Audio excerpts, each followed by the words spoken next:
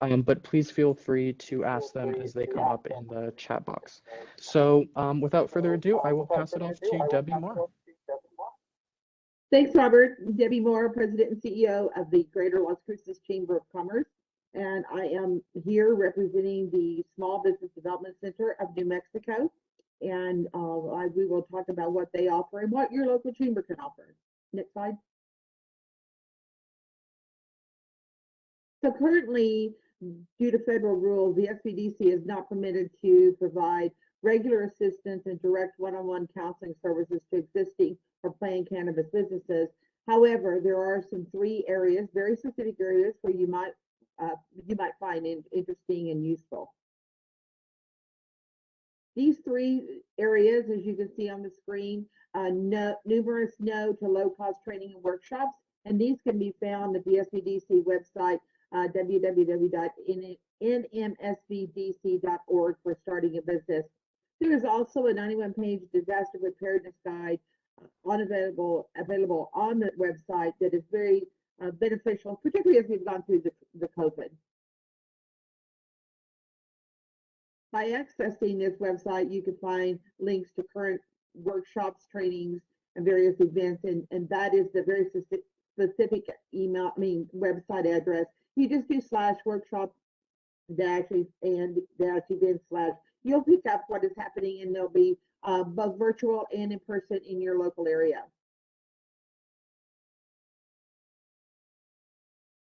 Under the tab on the website, Starting a Business, you can find several documents that will help you maneuver and navigate the process of starting your business.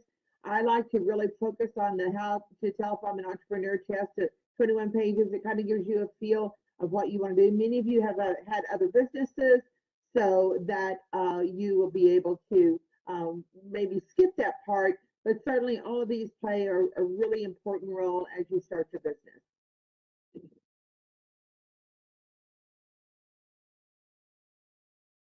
The 14 questions in A are provided, including, I want to start a small business, where do I begin? What is a business plan?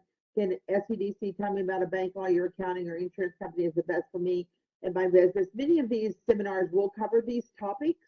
If you're just looking at general business and not specifically cannabis, they would be able to work with you one-on-one. The cannabis is the only industry they are not able to work with you one-on-one on, and that's where the chamber comes in.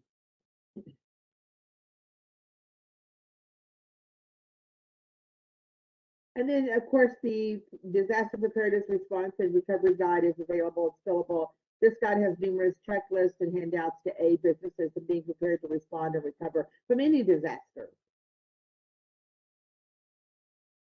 The chamber available resources, no matter where you are in the state, chances are you have a local chamber of commerce. I would highly recommend that you talk to them. They can give you general business information. They can also give you access to your local government agencies. It's important to remember as we go through this seminar that there are state guidelines, but then there are also local guidelines, local jurisdictions, as in i.e. zoning and things of that nature that particularly pertain to the cannabis business. And so it has to do with getting a business license, getting your CRS, and then every local agency will work with the state agency. And then, of course, we can give you referrals to the appropriate agencies that you might need, as well as business best practices.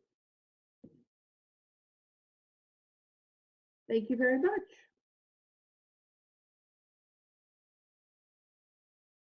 Thank you, Debbie. We appreciate it. So next up, we are very happy to, for the first time, have a representative from the New Mexico Cannabis Chamber of Commerce. On this call today, we have Indy White, who will be walking us through kind of his perspective as someone in the industry. So take it away, Indy. Great. Thank you very much, Robert. I'm happy to be here, happy to and honored to be speaking with you all today. As was mentioned, yeah, my name is Indy White. I'm currently the director and legal counsel for Pure Life.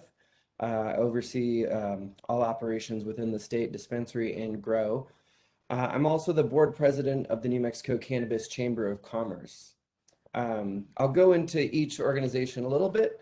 But for those of you who have not heard of Pure Life, we're one of the licensed nonprofit producers within the medical cannabis space. In 2015, we submitted a 1,200-page application to the Department of Health for licensure. There were 87 applicants at the time. 12 producers were selected from that kind of application process.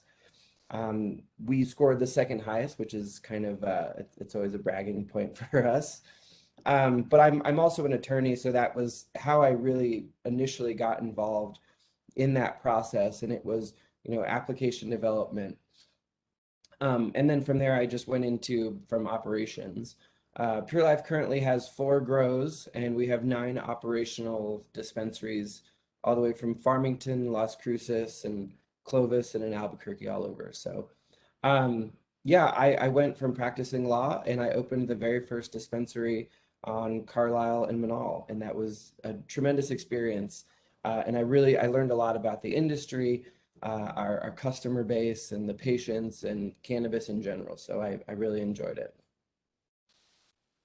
And also, I'm a representative of the New Mexico Cannabis Chamber of Commerce. We're a relatively new organization. There were a few different iterations of an industry group within the medical cannabis field that just never really panned out. This one, fortunately, ended up working. It's the longest standing one. We currently represent the majority of producers and manufacturers here in New Mexico. I was elected board president in 2019. I'm currently serving for another year. But we really do work very closely with the administration and with the regulators, with Department of Health and with RLD and CCD. We really try to work collectively and positively without being too adversarial. But we really just want to do whatever we can to promote the industry as a whole.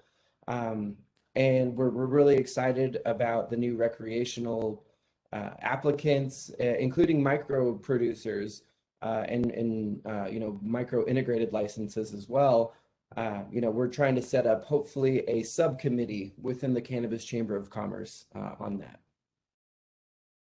So part of what I wanted to talk about was just some of my, I call it tricks of the trade, things that I've learned over the past 6 years that I wish I would have known 6 years ago that may have made life a little bit easier. The big one is I want to stress is how important your leases are going to be. It's a long-term contract that you're going to be entering into. We try to enter into 5-year contracts, but the landlord's going to want to go as high as 10, but really be prepared to sign a personal guarantee. Unless you already have an established business that has a long track record of having good cash flows, for the most part, you're probably going to have to sign personally in case something defaults on the lease. It's stressful, but it's really just the price of doing business in this industry. We still get some landlords today that, even with, our track record, they still want that added guarantee and liability just in case. Another thing that I have learned is that if you're going to be in the retail space, cannabis obviously has an odor, and your other tenants will smell it and they will find it to be objectionable. So I make sure to include in every single one of my leases this language that I drafted. I'll read it briefly. I think all of these are recorded, so you can go back online and find it again and just use this language. I mean, it's worked for us. Odors from cannabis shall not be considered prima facie noxious or objectionable. However, tenant agrees to mitigate the smell of cannabis from going into adjacent leased spaces. If cannabis odor becomes problematic with other tenants or its customers, tenant shall install filtration systems as may be required to mitigate the odor at tenant's sole cost and expense. Tenant and landlord agree to cooperate in good faith to mitigate cannabis odors. The party's primary objective is to reasonably limit the odor from cannabis emanating from the premises, with the understanding that odors from cannabis can never be entirely eliminated. This is just basically a lot of legal language saying there's always going to be a little bit of smell. We're going to do whatever we can, whatever is reasonable to limit that smell, but we're never going to satisfy everyone. So I recommend copying and pasting that language into whatever lease that you have, because you'll see smell is always going to be an issue with other tenants and with landlords. So this is kind of help protect yourself so you don't get kicked out of a lease just because there's cannabis smell. Don't settle for a cannabis tax. Not really a tax, but it's just what we in the industry call an increased price simply because we're dealing with cannabis. We all take a little bit of it, but don't let people take advantage of you. As for the dispensary, one of my biggest things that I look for is parking. These stores are very, very busy. They require a lot of parking. You need a good ingress. You need a great egress. You will notice that your customer base will come to your store if you have adequate parking. Be prepared to bootstrap. So basically being as lean as you possibly can. I installed almost every single television screen at every single one of our 9 stores by myself, because those are kind of weird trades where it's not easy to find someone to do some of minor, finishing jobs like that. But hopefully I don't have to do that anymore. Be aware of implementing permanent discounts or discount programs. They are nearly impossible to unwind. Sometimes you'll try to implement a discount, as a competitive advantage, but it becomes ingrained within your customer base, and some of those things you just can't undo. So if you're going to have big discount programs, always pose them as this is a temporary sale, even if it's for a month, a season, whatever. Just make sure that it's clear that some of those discount programs aren't going to last forever. Market to your target audience, not just what you like. It's one thing that I had to realize is I'm not always going to be the target audience. So sometimes it's not just what I think is the best looking, or best phrasing of something. It's really tailored to my customers. And find a good debit card processor with low fees. Right now, we charge $3.50 to use a debit card. We don't collect that. That's the processors, but we don't see an additional fee on that. So they're out there. Just make sure you don't, again, get taken advantage of. On the grow side, if you're growing indoors, make sure to make friends with people in HVAC. You will realize that your HVAC costs are going to be exorbitant. You're going to have condensers that break down, air handlers that break down. You're going to have leaks in your cooling systems. Have a lot of redundancies in your HVAC. And again, make friends, because you're going to have to call people on short notice. Outdoor flower will have a little bit harder time passing testing. Just be vigilant as to where your outdoor is going to be. Make sure there's not too much cross contamination. But yeah, be prepared to have a harder time with outdoor passing testing. LEDs are the future of cannabis indoor growing. They're expensive, but over time they're going to save you money. They have similar par values and light spectrums.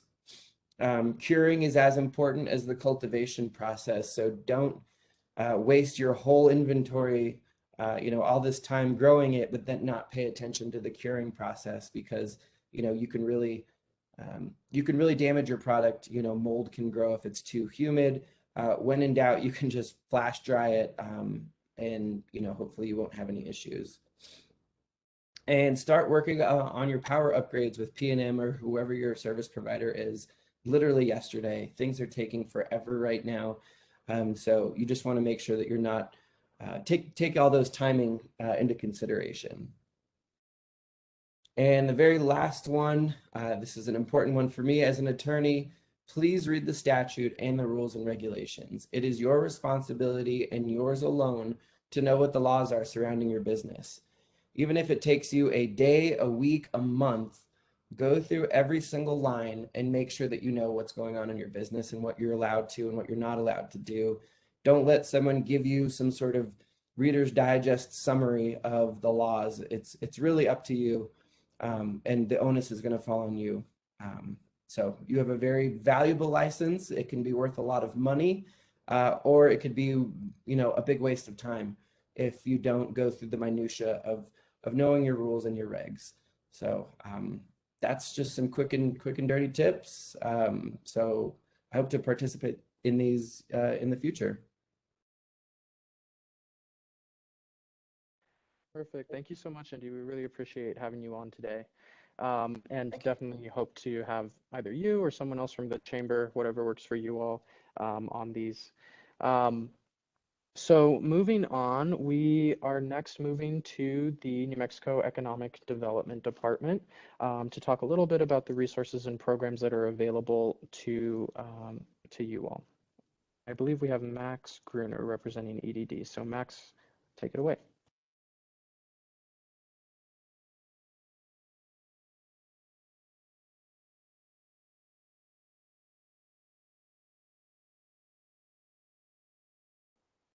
We're not able to hear you, Max.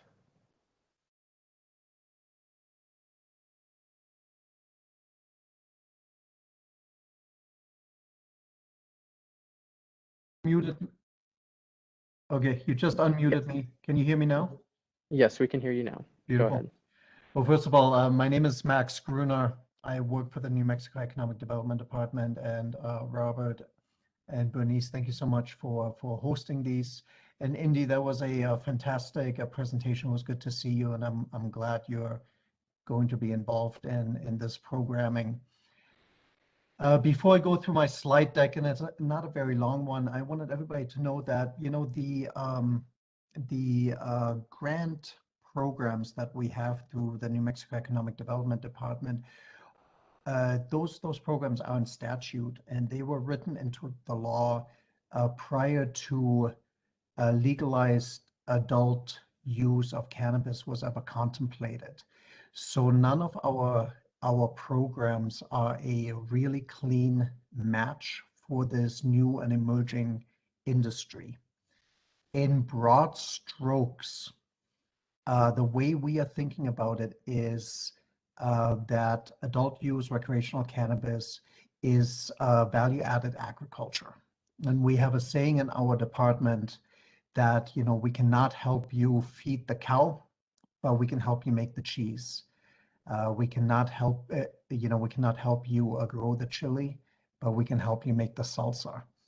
And by analogy, and again, we've never really done a project yet because the industry is so new, but by analogy, right, we cannot help you grow your plants, but if you are creating a product on the other side of your process that it could be considered a value-added agricultural product, you know, a cream, a salve, a drink, then you know, we would be very interested in coming to the table and having a conversation with you. And if you could please take me to the next slide. We have economic development representatives, and we have broken up the state into 6 regions that are more aligned with the way other state departments break up the state. And you can see the names of my colleagues here: Lorraine, Peter, myself, Tim, Louise, and Susie, with all of their contact information. So if you find yourself in one of these regions and you would like to engage in a conversation, have a friendly ear, and just kind of talk through your vision, what you think you might be doing, you know, reach out to those folks. And again, just keep in mind that the narrow sliver that we can talk to you about in terms of the overall thing you are doing is really going to be the manufacturing side of your products. Again, right, you have a raw material, you apply some kind of process, and the final product that comes out on the other side is substantially different from the raw materials that you put in. And that next slide is perfect.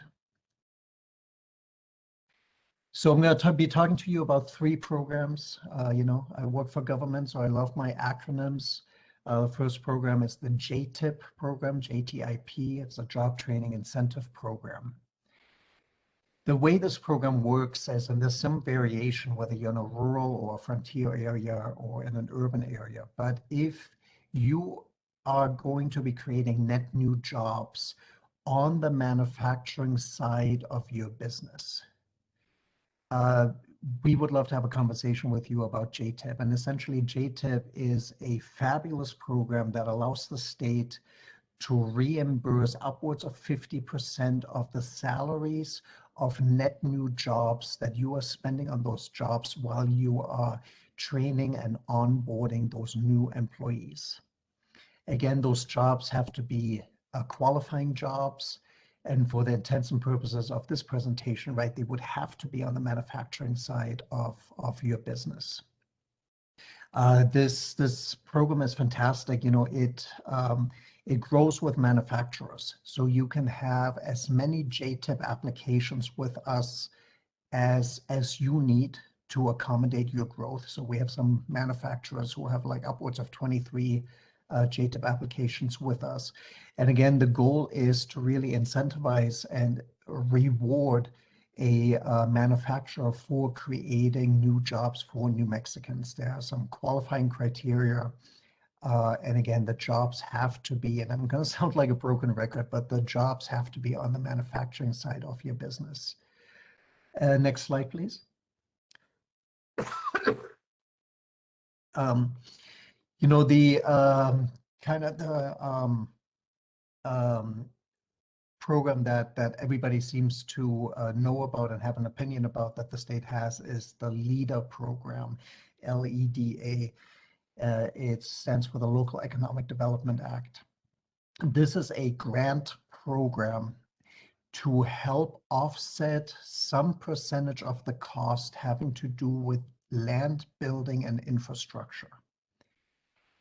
Again, you have to be a qualifying entity to be considered for LEDA. And qualifying entity, again, for the purposes of this conversation, means you have to be a manufacturer, right? So again, the sayings we have in the department are, can't help you grow the chili, but I can help you make the salsa. That making of the salsa we would consider manufacturing. Can't help you feed your cow, but we can come to the table and potentially help you make the cheese. The making of the cheese we would consider manufacturing. So by analogy, you know, if you feel like you're creating a product, you know, it's worth a conversation. Again, LEDA can be used to offset any costs, a percentage of the costs you incur having to do with the acquisition of land, the acquisition of buildings or the construction of buildings, infrastructure improvements or tenant improvements, and such things as mortgages and lease and rent abatements. And if you go to the next slide, if I remember this deck correctly, the one thing I really want to stress is we cannot use the New Mexico taxpayers' money to pay for equipment. The philosophical underpinnings are, you know, if you got an offer from some other state that you just can't say no to, and you rent your little U-Haul and you pull it up to your site, anything you can take with you, you know, you can unbolt it from the walls, you can unscrew it from the ground, you take it with you, we cannot pay for. So only things that are going to be permanent additions or improvements to the building or to the land would fall under the category of tenant improvements and infrastructure improvements. So again, I just want to underscore this because this is super important, because that's just such a high cost to equipment that folks in your industry are experiencing, and we can categorically not use LEDA grant money to pay for equipment. And then if you go to the next slide, please. This is a program that I'm super excited about, and I'm going to try to get you excited about it, and then I'm going to reel it in and really disappoint you.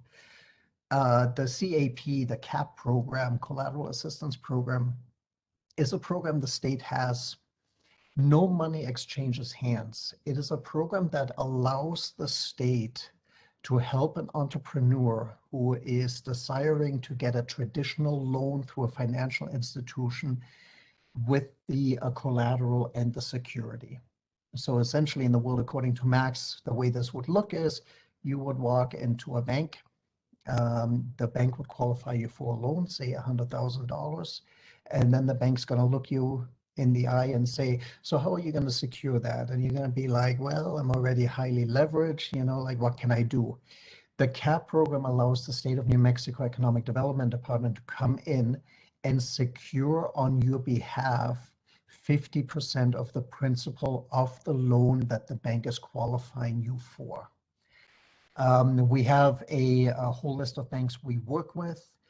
If your bank of choice is not on that list, we are happy, and this would be invisible to you. You would just have to let us know. We're happy to work with that bank to, bring the bank into the fold and have them be a participant in this program. Having said all of this, and I know we have a number of banks that are going to be presenting a little bit later on. So this is a little bit outside of what I'm an expert in because things seem to be changing quickly. And I just had a vigorous argument with a colleague, and I think my colleague was wrong, and I think I was right. But again, I come with humility to you. It is my understanding that to this point, since recreational adult use of cannabis is still federally illegal, it is my understanding that there is no bank in the country, if that bank is under the federal umbrella, that can provide loans to members of this industry. And again, if that is incorrect at this point, you'll hear about this later in this presentation, and I will stand down. So as far as I can tell, this CAP program is purely theoretical at this point in terms of federally regulated financial institutions. If there ever were a change where, a bank or a credit union can execute loans on your behalf, the CAP program is going to be a fantastic resource. Having said that, I want to give one caveat to that. We have in the state of New Mexico what's called CDFIs. These are community development financial institutions that are not regulated by the federal government. It is at least theoretically thinkable that a CDFI can execute loans for you, and we are able to bring this CAP program to bear in that kind of situation. So again, I will stand, I will stay on, and I'll stand for questions at the end of this presentation. And Bernice, if you don't mind, is there one more slide, or is this it? Okay, so as I said, the Collateral Assistance Program is fantastic. There are really no limitations to what you can use that loan for. Okay, and with that, I am done with my presentation. Thank you again.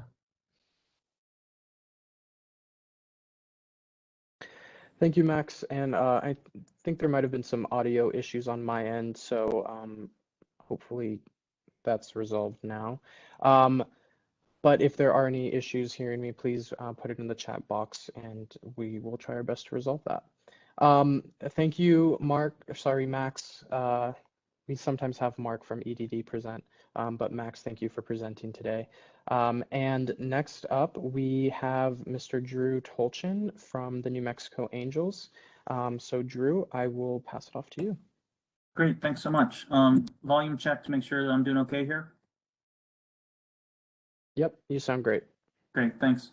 Thanks to everyone on this call. Thank you for your entrepreneurship and moving the New Mexico economy forward. My name is Drew Tolchin. I'm the new president of what we're calling the New Mexico Angels. Next slide for me, please. So the mission of this organization is to provide opportunities where our members, our investor members, can obtain returns, and where we can support early stage companies both in New Mexico and throughout the Southwest. Next, please. So what is the New Mexico Angels? You can find us online at nmangels.com. We're a state level organization. We've got 20 years. We've invested $20 million in New Mexico startups, which has brought about a number of local jobs, as well as supported the local economy. We have a partnership with our colleagues to the north in Colorado with the Rockies Venture Club.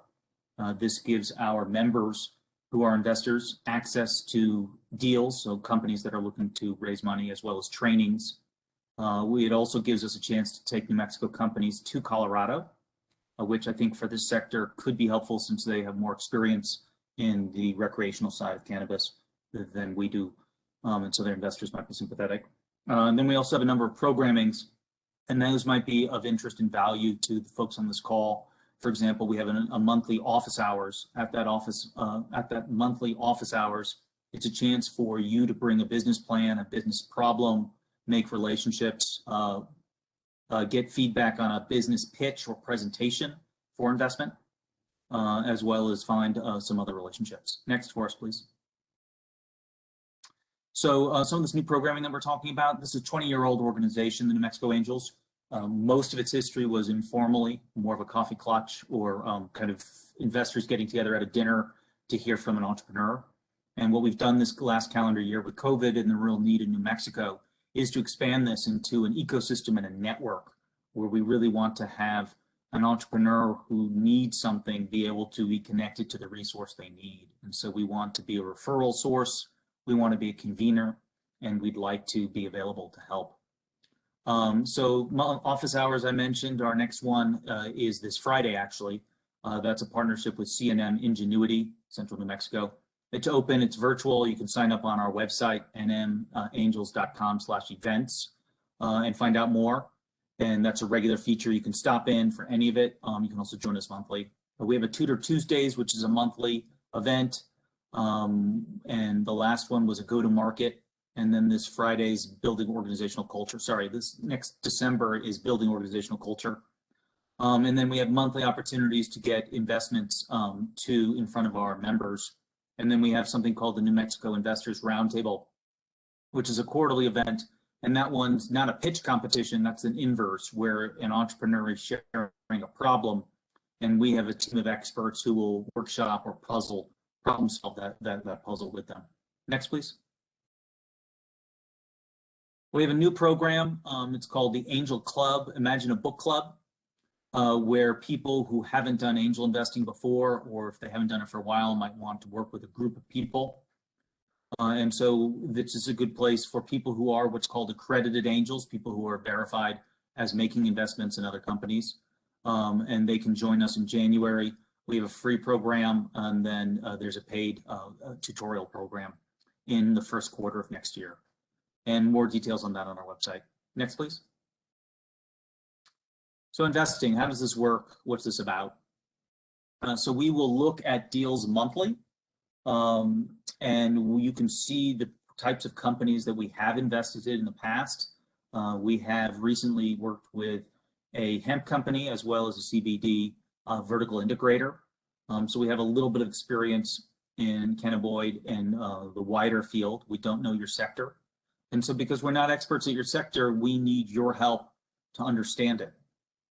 If we're looking to invest, this is people's private capital, where their choice is the private market. So are you a better investment than Apple stock, than Tesla stock, than a real estate business, than buying a building? And so it's up to you with your company to be able to provide the information to an investor that helps them to understand the opportunity you're providing. This is not a grant. No one is giving money. This is an investment, and the expectation is a partnership and a return. And so any good investor will do what's called due diligence, which means that they'll ask a series of questions. They'll want to see certain documents. They would like to see the verification. They'd like to meet the owners. And so it's important from my experience with early stage companies that you be organized, that you have paperwork, that you present yourself professionally, and that you've done the basic building blocks of a company. So for example, are you legally registered in all places of which you're doing business? Do you have a bank account, and can you provide those bank statements?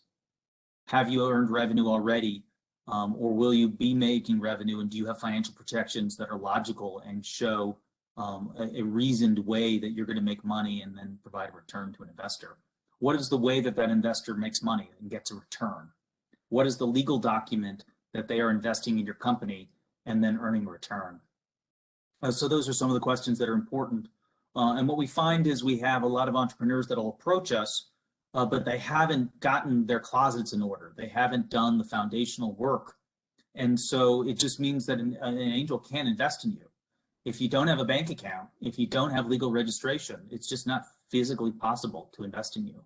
So take care of the homework, take care of the groundwork, take care of organizing your closets before you start reaching out to investors. Next, please. We are a network, as we said, so we wanted to share some of the sponsors and other organizations involved. Some of these folks may be helpful to you in what you're trying to do, or as we build community around this. So, for example, Sunny 505 is a PR company. They're very well respected in town. They do a lot of work. Many startups could benefit from marketing and promotion or design. And so get yourself a good company that can do these things.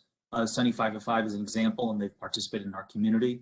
There's a number of lawyers. Vela Wood is a law firm out of Texas. Sutton Thayer Brown is a respected law firm here in New Mexico. And then our cities can also be helpful. Next slide, please. So we have a number of entities who've also helped law firms, technology companies, incubators, and so forth. And so a lot of these folks are committed to helping the New Mexico economy grow.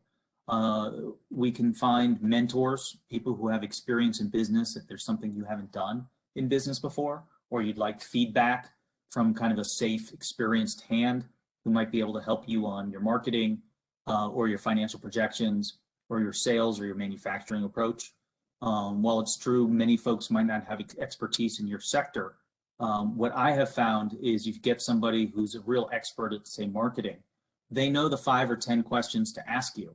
And so they can help you think through a puzzle, particularly if you haven't done this before, or if you have done it before, but you haven't done it for a while, to be able to see what's around the corner and know what's coming so you can be prepared as a business manager as well as run a solid business. Next, please. So we have a partnership with Rockies Venture Club. Again, this gives us the opportunity to take investable deals that from New Mexico into Colorado and expand and get a network of 200 angels. They also have a number of events themselves and a bunch of educational opportunities. They have a pitch academy. So if you are a high growth company that is looking for venture or outside investors, a pitch academy is a good way to get to know the Rockies Venture Club community and to get feedback on investment presentation. Next, please. So give you an example of what has happened in terms of investment. This has been a pretty active year. We've worked with 11 companies and gotten $3.6 million so far into private investment companies. Again, none of these is specifically in your sector. So the more that your company can look like a high growth company that an angel is used to working with, I think the better off people will be. So again, good presentation, a team, solid understanding of your marketplace, solid product, and so forth. But these are examples of some of the companies that we have worked with. Next. And so one of the things we're trying to do is have New Mexico metaphorically have a rising tide, even though we're in the desert. We want to lift all ships. We want more boats on the water, and we want bigger boats. And so what we really want to see is having the community work together, which is why we feel very strongly that the Department of Licensing is doing an excellent job to have these convenings monthly. And my hat's off to everyone in that group and that office. I find them to be highly responsive. They're everything that we want public servants to be, and you should be encouraged to use them as a resource.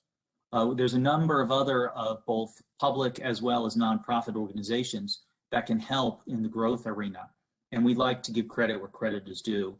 The state entity, MAX, who just went, New Mexico EDD, they've been doing great programs, JTIP, LEDA, and their acronyms. He mentioned the CAP program. You know, what I'm wondering is if some of you are on this call and maybe you're not growing yourselves, but maybe you're manufacturing or you're reselling other products that enhance the industry. And so that type of thinking, perhaps there's some ways to make sure that your company is legal and is operating and can make use of state programs that are interacting with federal entities. So these are areas we might all think about and get some good advice on so that you can get the benefits you need. City county government, I think, is very good about this stuff. There's an entity called NMFA who's often on these calls. Someone will kick me under the table if they already presented or if they're going to present. But the New Mexico Finance Authority I find to be an excellent group, particularly around manufacturing. And then I'm a strong proponent of the NMSBA MEP program. That's usually working on specific design R&D puzzles. So if you're working on a new product or a new way of doing things, they could be a good partner for you. And the reason why these things are important is because it's a return on investment for all of New Mexico. Our tax dollars can generate more value in a better economy. And it's important for us collectively to really win this game. And what I mean by that is let's celebrate businesses that are doing well. Let's get New Mexico EDD to recognize you. The proverbial ribbon cutting. Secretary Alicia Keys, our Cabinet Secretary for Economic Development, there's nothing better than to send out officials to be able to recognize a company that's growing, creating jobs, and doing good things. Let's get you media attention. If that's not an expertise of yours, the benefit of our small state is we should reach out to the 1 degree of separation and be able to get you in touch with a local radio station, a local newspaper, a journalist, TV, and let's use those things. Let's look at investment and leverage it. So every dollar that you're bringing in, let's get a dollar layered on top of that so that you can have more be more. And people want to be part of something that's winning. So if we can show that the recreational launch is going well, that I think we'll get more attention and be able to do more for it. Next, please. Cool. So summary, NewMexicoAngels.com, take a look. The one thing to highlight is that we don't work with that many companies, so this is a selective group. It's not going to work for everybody. The nomenclature in our industry is what's called a lifestyle business. So if you're building a company that's really good for you, your family, maybe 1 or 2 employees, that's incredibly important and valuable, but it's probably not going to be venture funded. Maybe you get the proverbial rich uncle or a friend or a business colleague to help invest because there's no question you need startup money. But the angels isn't necessarily the community for you. We are happy to give you feedback on an investor presentation or business plan or financial projections. We do have a couple of mentors. These are volunteers, retired professionals in business who'd like to give back. So we can do some of that matchmaking. We can't do it for 100 because we're a small organization, but we're happy to support where we can. People who do have a new idea that is going to be a high return prospect, where if an investor puts in $1, it's clear how they can get money out, whether that's debt, equity, or some other sort of return. We can take a look at that. Our website is pretty clear on how you submit information to us and how you reach an angel community. So please take a look at that. And we have a couple of events coming up. We welcome people at our public events. We welcome people to be members as angel investors or as entrepreneurs or as ecosystem partners. And again, we want to see you be successful. So I'll turn it back over to our leaders. If there are questions or if I went too fast, I'm happy to clarify anything now. Otherwise, we can follow up later. Thank you, Drew. Appreciate it. Next up, we have the securities division from RLD, but really quickly before we jump to them, I noticed that we have on our call our new director of the Cannabis Control Division, Kristen Thompson. So I just wanted to give her the opportunity to introduce herself to you all, to our panelists, to our attendees. So Kristen, I will pass it off to you.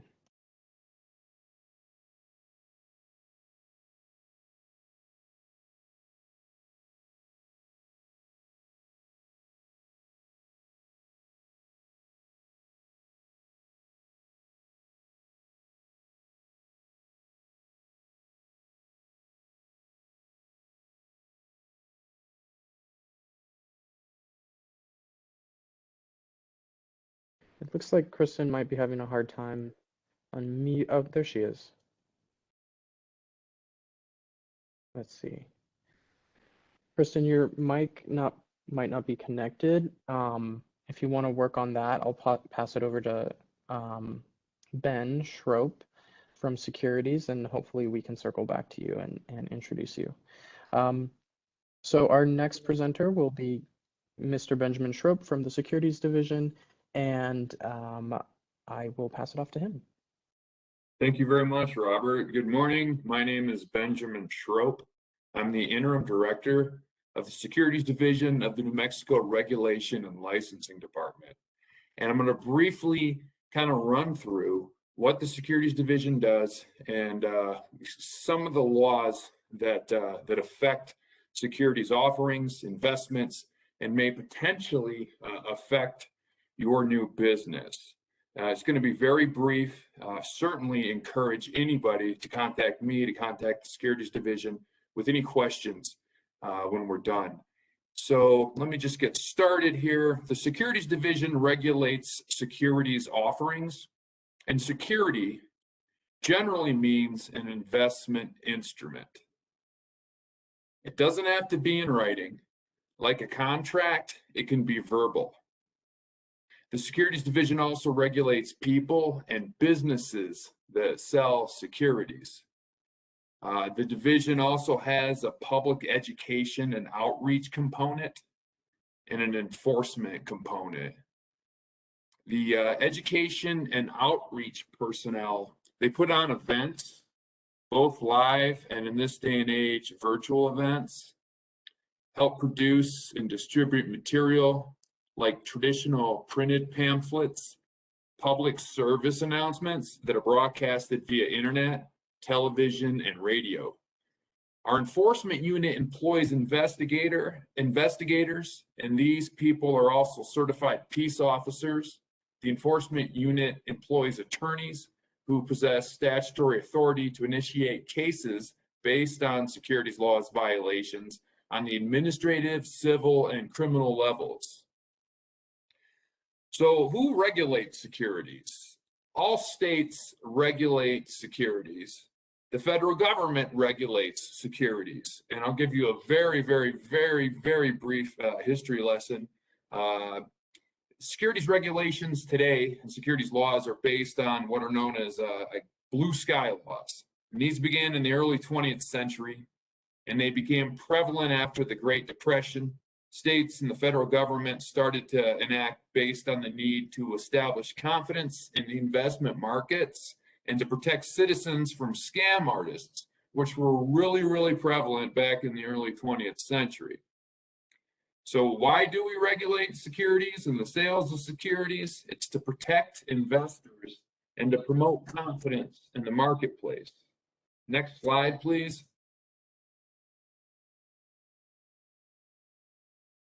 I'm sorry, there we go. Soliciting investments. So please be aware that soliciting investments for a new or existing business may be illegal, even if the money is coming from friends or family, even if funding is termed as a loan and not an investment. Substance is going to control over form.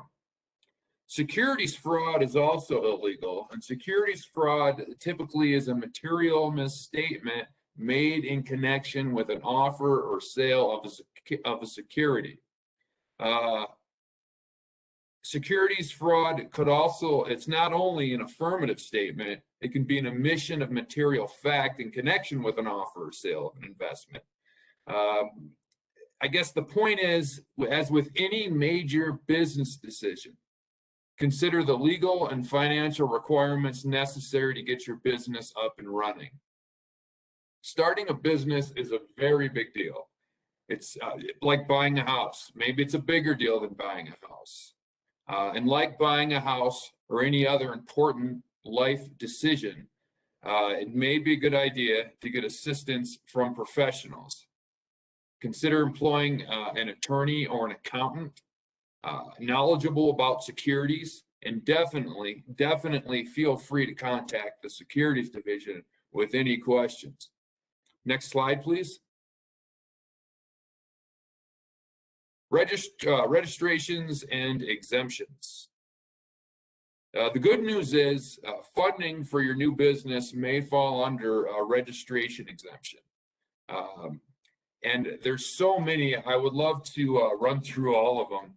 or even the exemptions that could possibly apply. Accredited investors were mentioned by the last presenter. That certainly could be an exemption of some form or another, but there's just so many. They have entire graduate level college courses devoted to this sort of thing. It depends on the type of investment, the investors, where the investors are located, how much they could be contributing, how much the overall offering is, like how much money you're looking for. You may have to comply with federal law, you may have to comply with state law, sometimes even more than one state. A lot of you, I think, are probably going to qualify for a small business exemption. But please be aware, utilizing these kind of common, simple exemptions, they also have filing or notice requirements, but they're much less complicated than traditional filings. And if you have any questions about whether your business, your offering for investments fit within some of these exemptions, or any question at all, in fact, if you get anything out of this really brief presentation that I've made to you today, it is this. Next slide, please. Contact us. The Securities Division is here to help. We enjoy working with the public.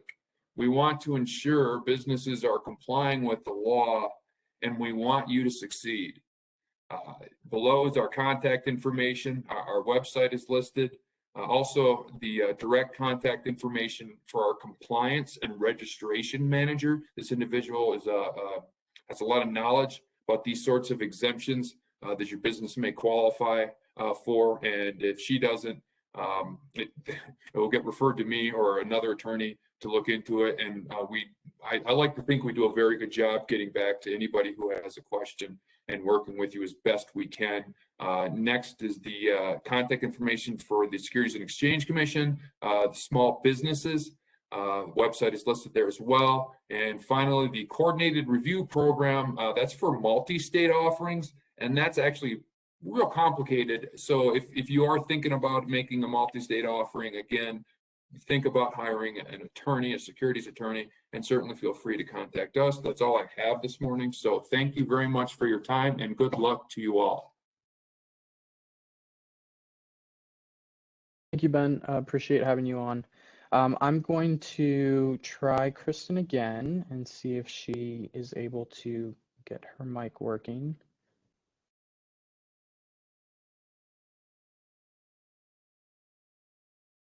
It actually looks like she is not on. So in that case, we will head over to the Financial Institutions Division, which is also a part of Regulation and Licensing, just as Securities is, and just as the Cannabis Control Division is. So I will pass it off to Rebecca Moore. Rebecca, take it away.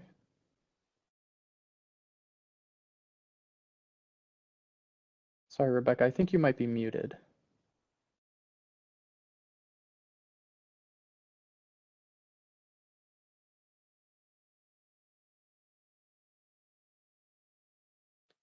How about now?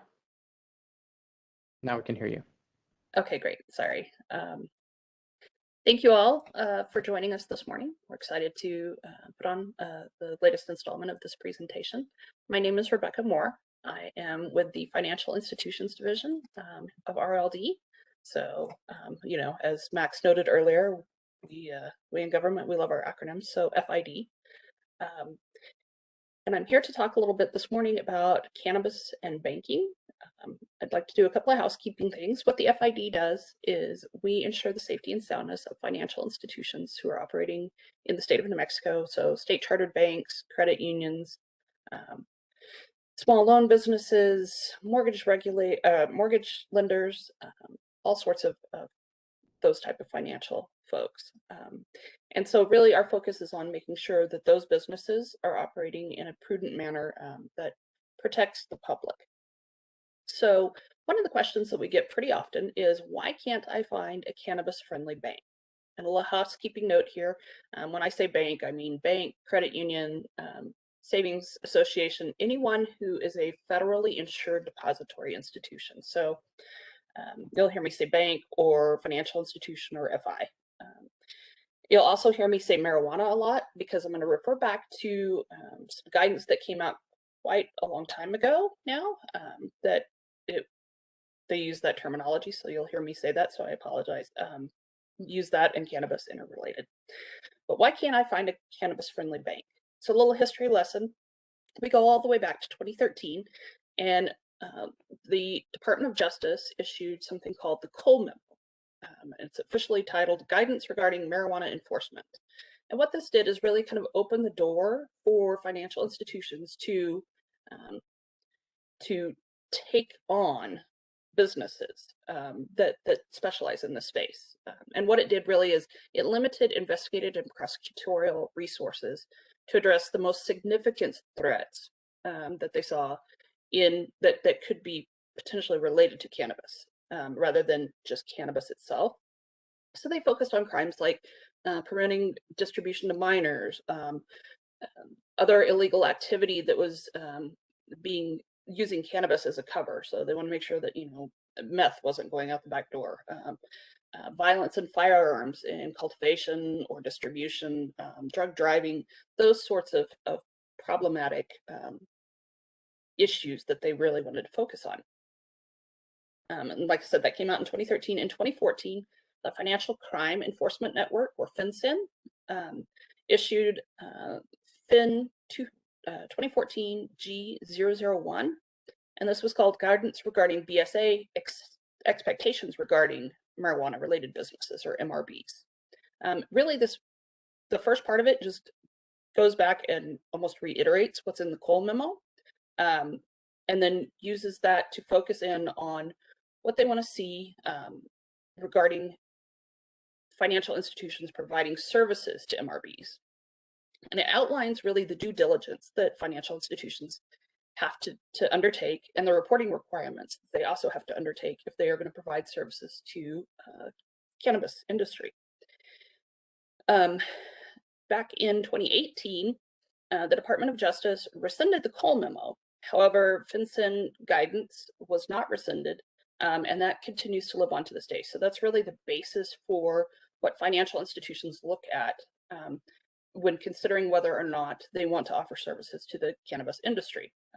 Because they are federally insured, they still have that federal oversight, as well as our oversight. So they have a balancing act there. So they look back to that. In 2019, the Safe Banking Act bill was introduced in Congress but did not pass. Earlier this year, it was reintroduced in both chambers on a bipartisan basis, and it passed the House, but it has gotten stalled out on the Senate side. It's been sitting there since September, and they have not done anything with it yet. That would open up the door even further to actually give banks and other financial institutions a safe harbor for banking MRBs. Doesn't mitigate the duties that we're about to talk about, though, that came out in that FinCEN guidance. So next slide, please.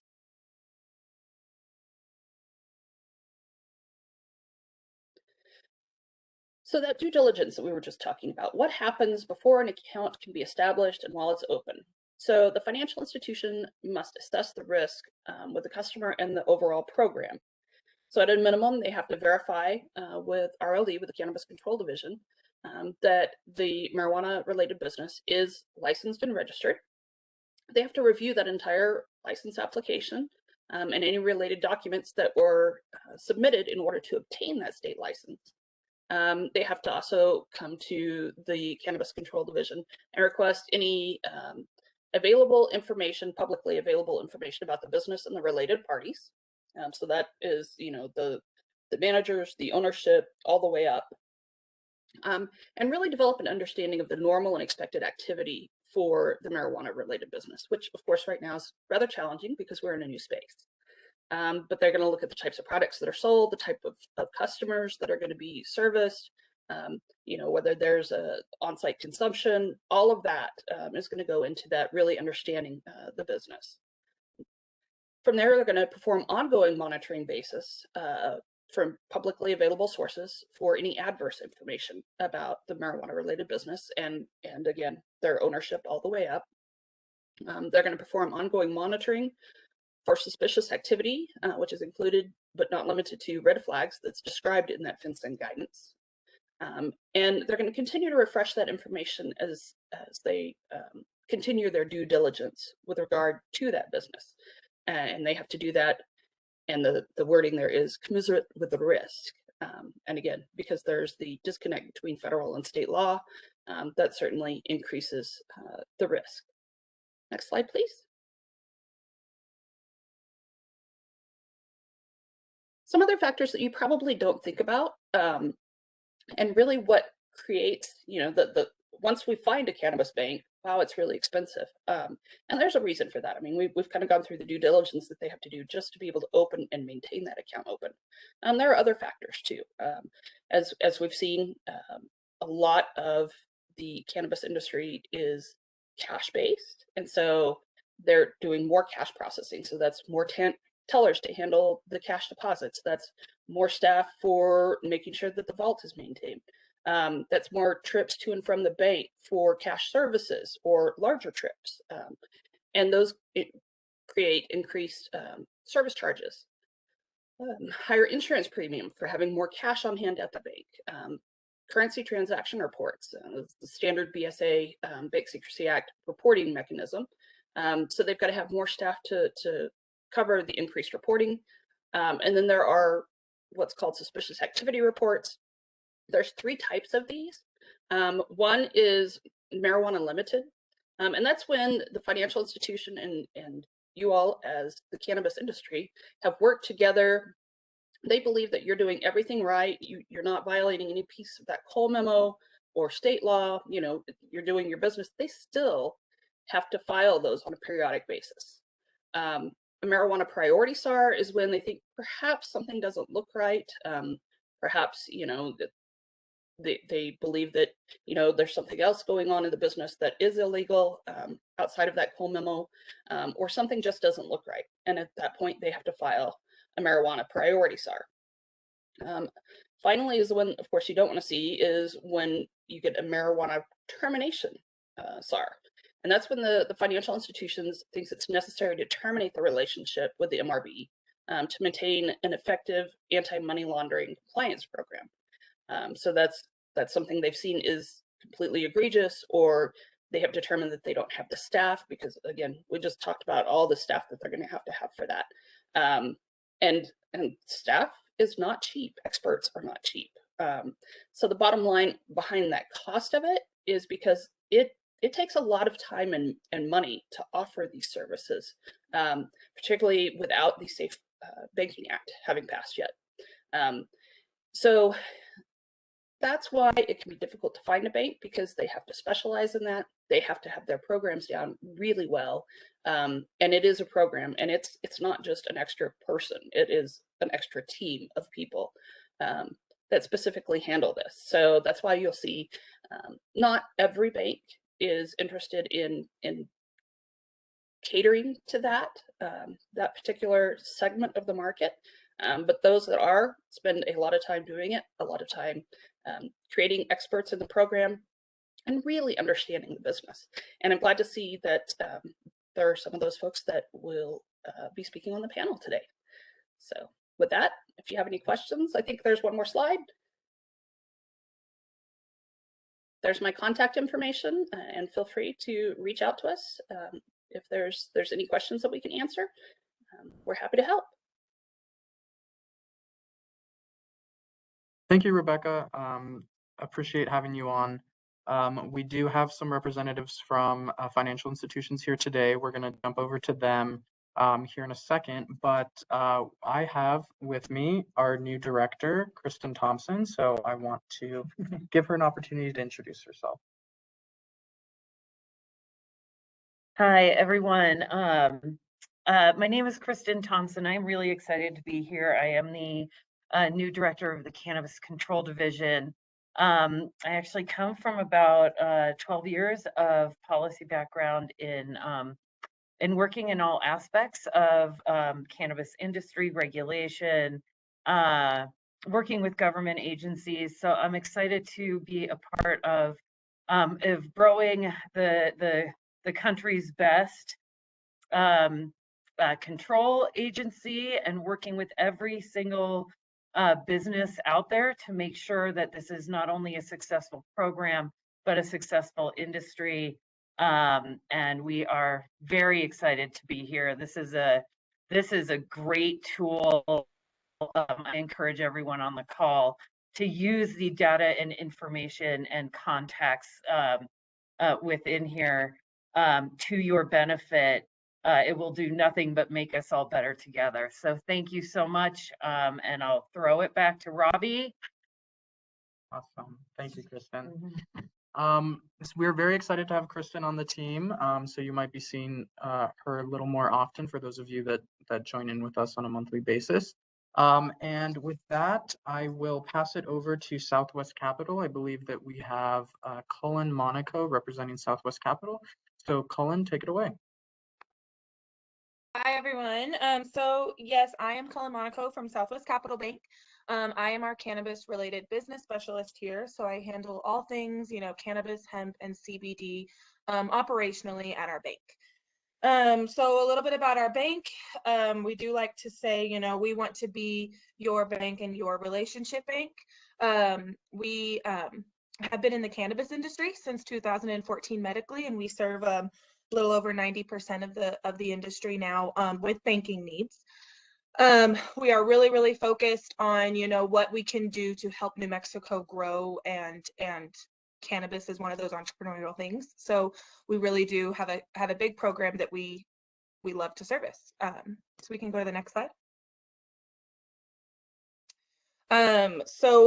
We do have a little acronym that we use, like the government and state say that we like acronyms, the banks love acronyms, and we call it CARE. So it's community, accountability are the first two.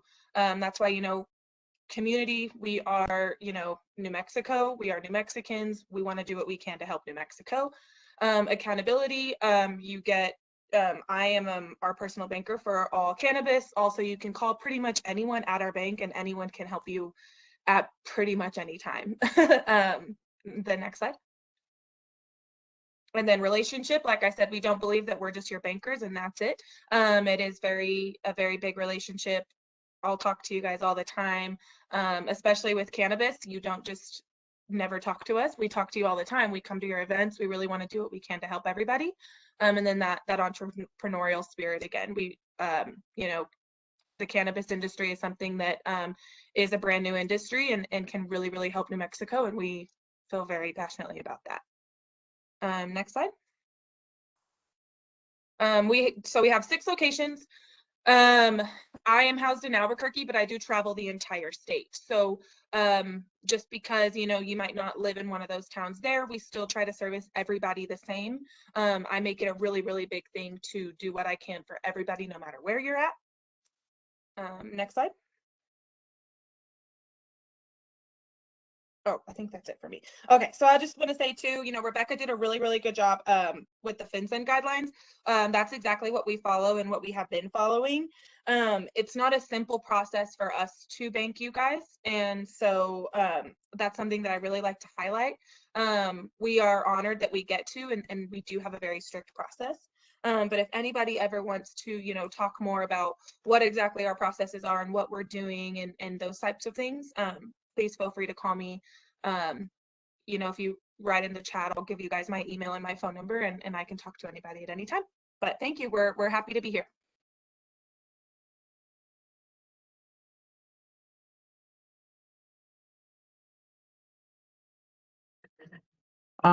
Thank you so much, Colin. I appreciate it. We do have another financial institution who will be presenting later today.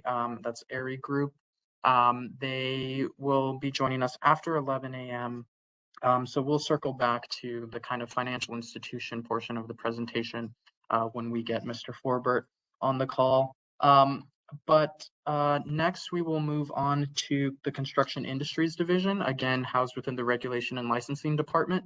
And Mr. Clay Bailey, I will pass it off to you. Take it away. Robbie, thank you, and good morning, everyone. Thank you for taking the time to be a part of this presentation. As Robbie said, my name is Clay Bailey. I'm the Construction Industry Division Director, and we'll go over a few things that we've been running and encountering lately. One of the questions we have, does New Mexico have a building code? And the answer to that is yes. We've added our website to this presentation so anybody can get on there and go look at the codes and the rules we have that you need to follow. Also, we have the relevant building codes that we work out of listed here so you can research them if you need to. We're always a phone call away or an email away if you do need some further help with that. One thing to keep in mind, all new construction and remodeling requires plans, permitting, and inspections. In order to require or to get an inspection or a permit, you're going to have to be a licensed contractor. Saying that, the reason behind that is in commercial construction, very limited scope can be done without a licensed contractor. And that's due to the safety aspects and the issues of the people and the public being in and around your business and your employees. As you're looking for a contractor, if you're not one and you need a contractor, please reach out, look at our website. It's listed here, and see who's licensed. If you can't find an individual that you're thinking about using and you need to see if they're licensed, you can reach out to us. At the very end, our last slide, I believe, it'll have my contact information and the General Building Bureau Chief's contact information. And please follow up and make sure you're getting a contractor that's licensed. And hopefully that way you'll have a pleasant and a good experience. Next slide, please. We're asked a lot of times what types of the cannabis businesses are permitted to the construction. It's basically anything that you're going to do building. And that even goes from the cultivation, manufacturing, distribution, laboratory testing, and even to the extraction side of it. If you get into the extraction side where you're using LP, natural gas, or butane for the extraction processes, we'll be involved in that. One of the questions we get asked frequently, and it's a huge concern, is how long does it take to get a building permit through CID? Our goal has been, and we've met that goal of 14 days until recently. We've rolled out a new permitting system.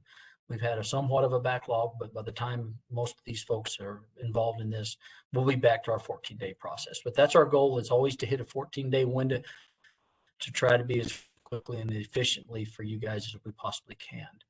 As for the general building or code related questions, at the end of the slide, I've got Martin, General Bureau Chief Martin Romero's contact information. You can usually expect a call from him to 2 to 3 business days. Generally, when I'm traveling with him, we get calls a lot and he'll answer them the same day. So he's very efficient with that and he's very knowledgeable. And I'd really encourage you to get his email address and his phone number and put it in your phone. So if you got any questions on the building side of it, give him a call. Next slide, please. The conformance issues, as you're moving forward and you're looking at these items, and I think it was Indy that spoke to somewhat about leasing and that type of things, of structures or properties you may be looking at, you really want to pay attention to the conformity issues. You're not always going to be dealing with CID and construction. There's local jurisdictions such as Albuquerque, Rio Rancho, Las Cruces that you'll be dealing directly with them. You'll be dealing with state fire marshals, local fire marshals. Take the time to reach out and find out which entity you need to be involved with, either the cannabis division or some of my staff from CID. We'll be able to assist you with that and hopefully point you in the right direction. As you're leasing these buildings or you're buying new properties, please reach out to us if you have any hesitation or any doubt, because as you're changing occupancies and you're moving from what maybe was a warehouse and now you're going to do a grow facility, or you're putting in a storage or a manufacturing, if that wasn't the intended use of these buildings, you're going to have to get a new CO, which means you may have to do some remodeling, you may have to do some changing or architect or engineering. So before you spend the money, please reach out to us. We'll assist you with that. In the past, we've already seen some folks that reach out and get properties and do conversions and changing them, and then it's hard to come through the back door to get it corrected. So if we can help you in the beginning so you know what you're looking at, knowing what rules you're going to need to do, please reach out to us and we'll assist you any way we can. And again, if you're in doubt, please call Martine. Next slide, please. So my presentation is fairly simple, fairly quick, but there again, here's our contact information. Richard Lucero's information will be valid till the end of December. Then we'll be changing him as he's going to be retiring. But there again, please reach out and let us know. Robbie, thank you. Thank you, Clay. I appreciate having you on. Next, we will move to the New Mexico Office of the State Engineer, and Mr. John Romero will be presenting on their behalf. Mr. Romero, take it away.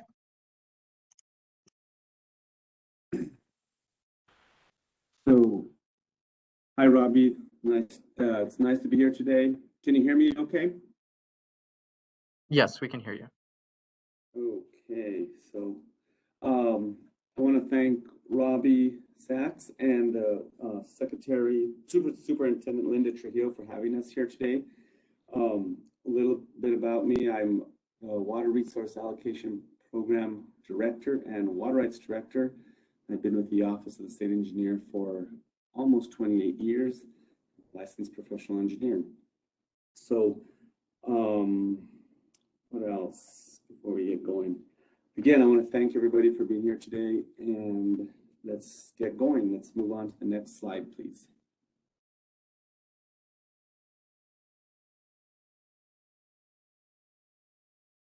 Next slide, please. Okay, thank you. So, water use in New Mexico. So, all water use requires a valid water right in New Mexico. Water rights may be acquired, purchased, conveyed, and transferred, and all those transfers need a permit through our office. You can't just say, I'm going to move my water rights from one field to another without a permit from our office. Presence of a water right does not necessarily indicate, presence of water does not necessarily indicate a water right. For instance, you may have a river, a stream, a ditch, or a acequia, and you're running through your running through your backyard, and that doesn't mean you have water rights to use that ditch, river, acequia, or stream. Also, you may have a well on your property that's an old well, but the water rights are groundwater, so the water rights could have been transferred off. Hold on. I think, yeah, you're in the right slide now. So you got to be careful. You know, that old well, they may have transferred, the previous owner of the property may have transferred the water rights off. So you need to look into that and check with our district offices. And at the end of this presentation, there'll be a list of our 7 district offices throughout the state, and they each have a location that they deal with, and you'll have to deal with that district office depending on where your water right is located. So next slide, please. Commercial cannabis growth. Cannabis producers must acquire valid irrigation water rights for outdoor cultivation or commercial water rights for indoor cultivation. And that was in the law that was recently passed, and it's in the rules that were recently promulgated. You must acquire water rights if you don't already have them, and you can transfer water rights through it with a permit from our office. All permit approvals will require meter installation and reporting. Sometimes the meter installation will be either monthly, could be quarterly, or annually. But if you're going to use water rights for cannabis growth, you need a valid water right. That's the main point here. Next slide, please. So there's been a lot of questions about domestic wells. Can I use my domestic well to grow cannabis? The simple answer is no, but there is some buts in there. So you may not use a domestic well to grow commercial crops, including cannabis. You can't use it for pecans, can't use it for any commercial crop. You can only use it for irrigating around your house, for a lawn, trees, shrubs, that type of stuff. Some areas also disallow outdoor watering by law, and that's the Nambipuaquitusuque area there in the Santa Fe area due to the Amet lawsuit. The Gila San Francisco down in by Reserve, New Mexico, in the southeast-west part of the state. The but on domestic wells is this. You may acquire valid water rights and transfer them into the domestic well. So that's something that can be done. It requires a permit, and a lot of people may want to do this because if you already have a well, it costs a lot to drill a well. So you may want to use that existing well to transfer valid water rights from that you acquire. Maybe you own them somewhere in another location and transfer them into that domestic well. And that requires a permit through our office, and I'll talk about that a little bit later. Next slide, please.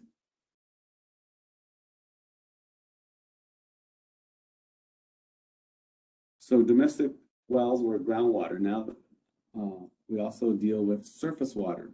Surface water are ditches, rivers, streams, springs, or other water sources that have water rights associated with them. You must have a right by permit or other type of right to divert surface waters. When I say other type of right, that maybe your water rights were adjudicated, that maybe they're licensed.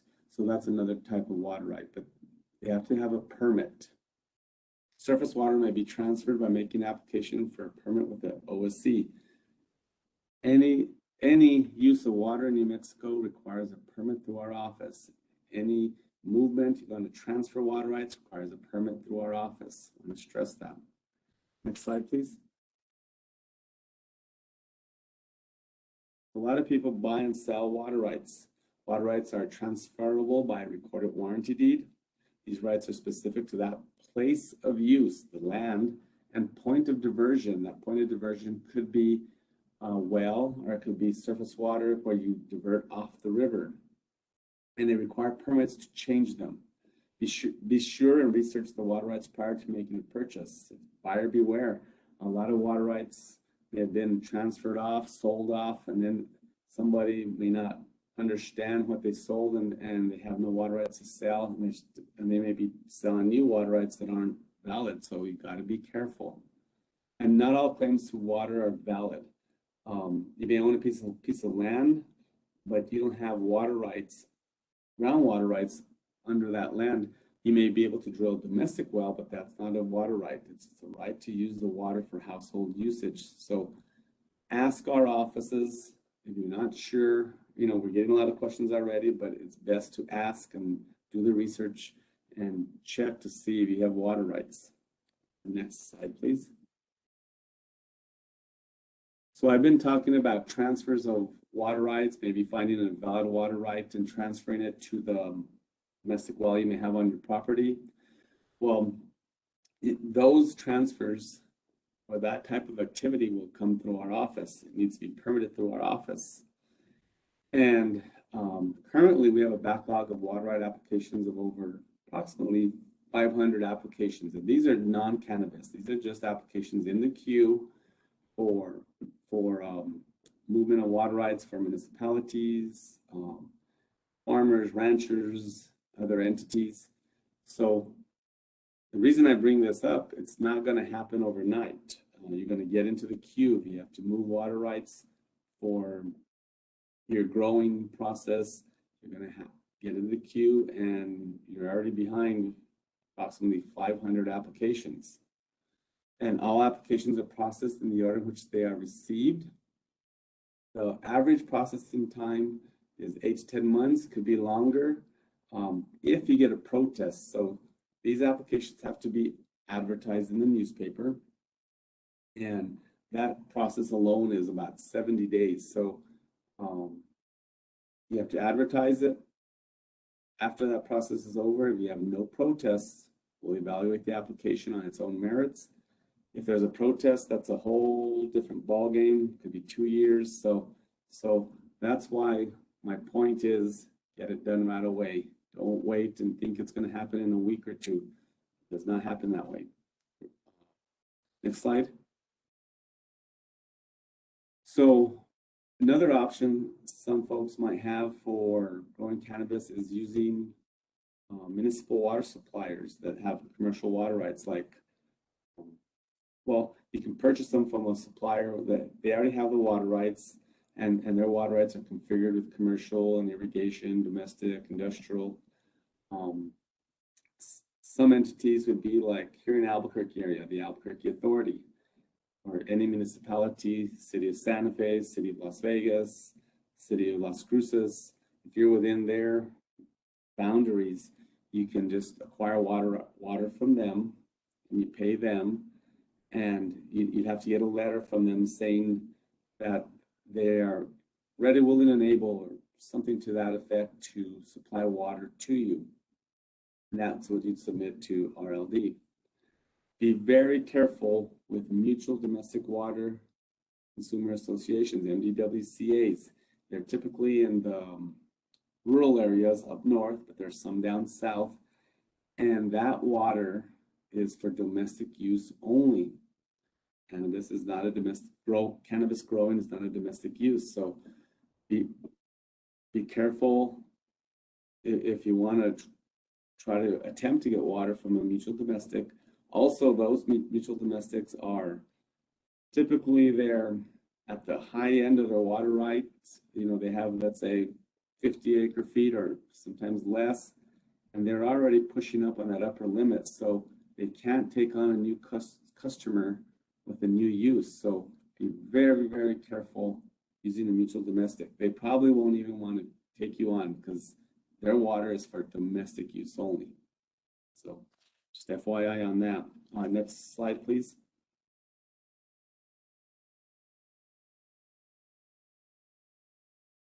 So here is a list of our 7 district offices. They're located throughout the state. And if your water rights or you're located, you live in those areas, and that's where you plan on doing your cannabis growth, those are the district offices you need to be communicating with and asking them to see if you have water rights and if they're valid. And so they're the numbers you ask for the district manager or anybody there can help you. The 2 main points I want to make is domestic wells cannot be used for cannabis growth unless you transfer a valid water right into that domestic well. And don't wait to get your water right application, your permits filed with our office, because they will take time. Like I said, 8 to 10 months, and that's fast track. Next slide.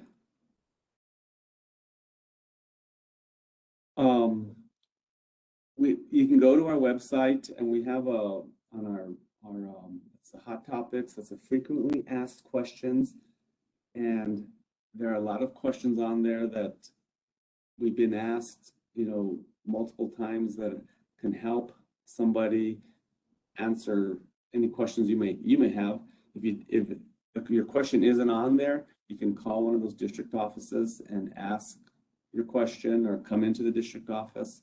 Don't be shy. You know, we're getting a lot of questions. I mean, every district office, and we started processing some of these water right, the validity requests by RLD.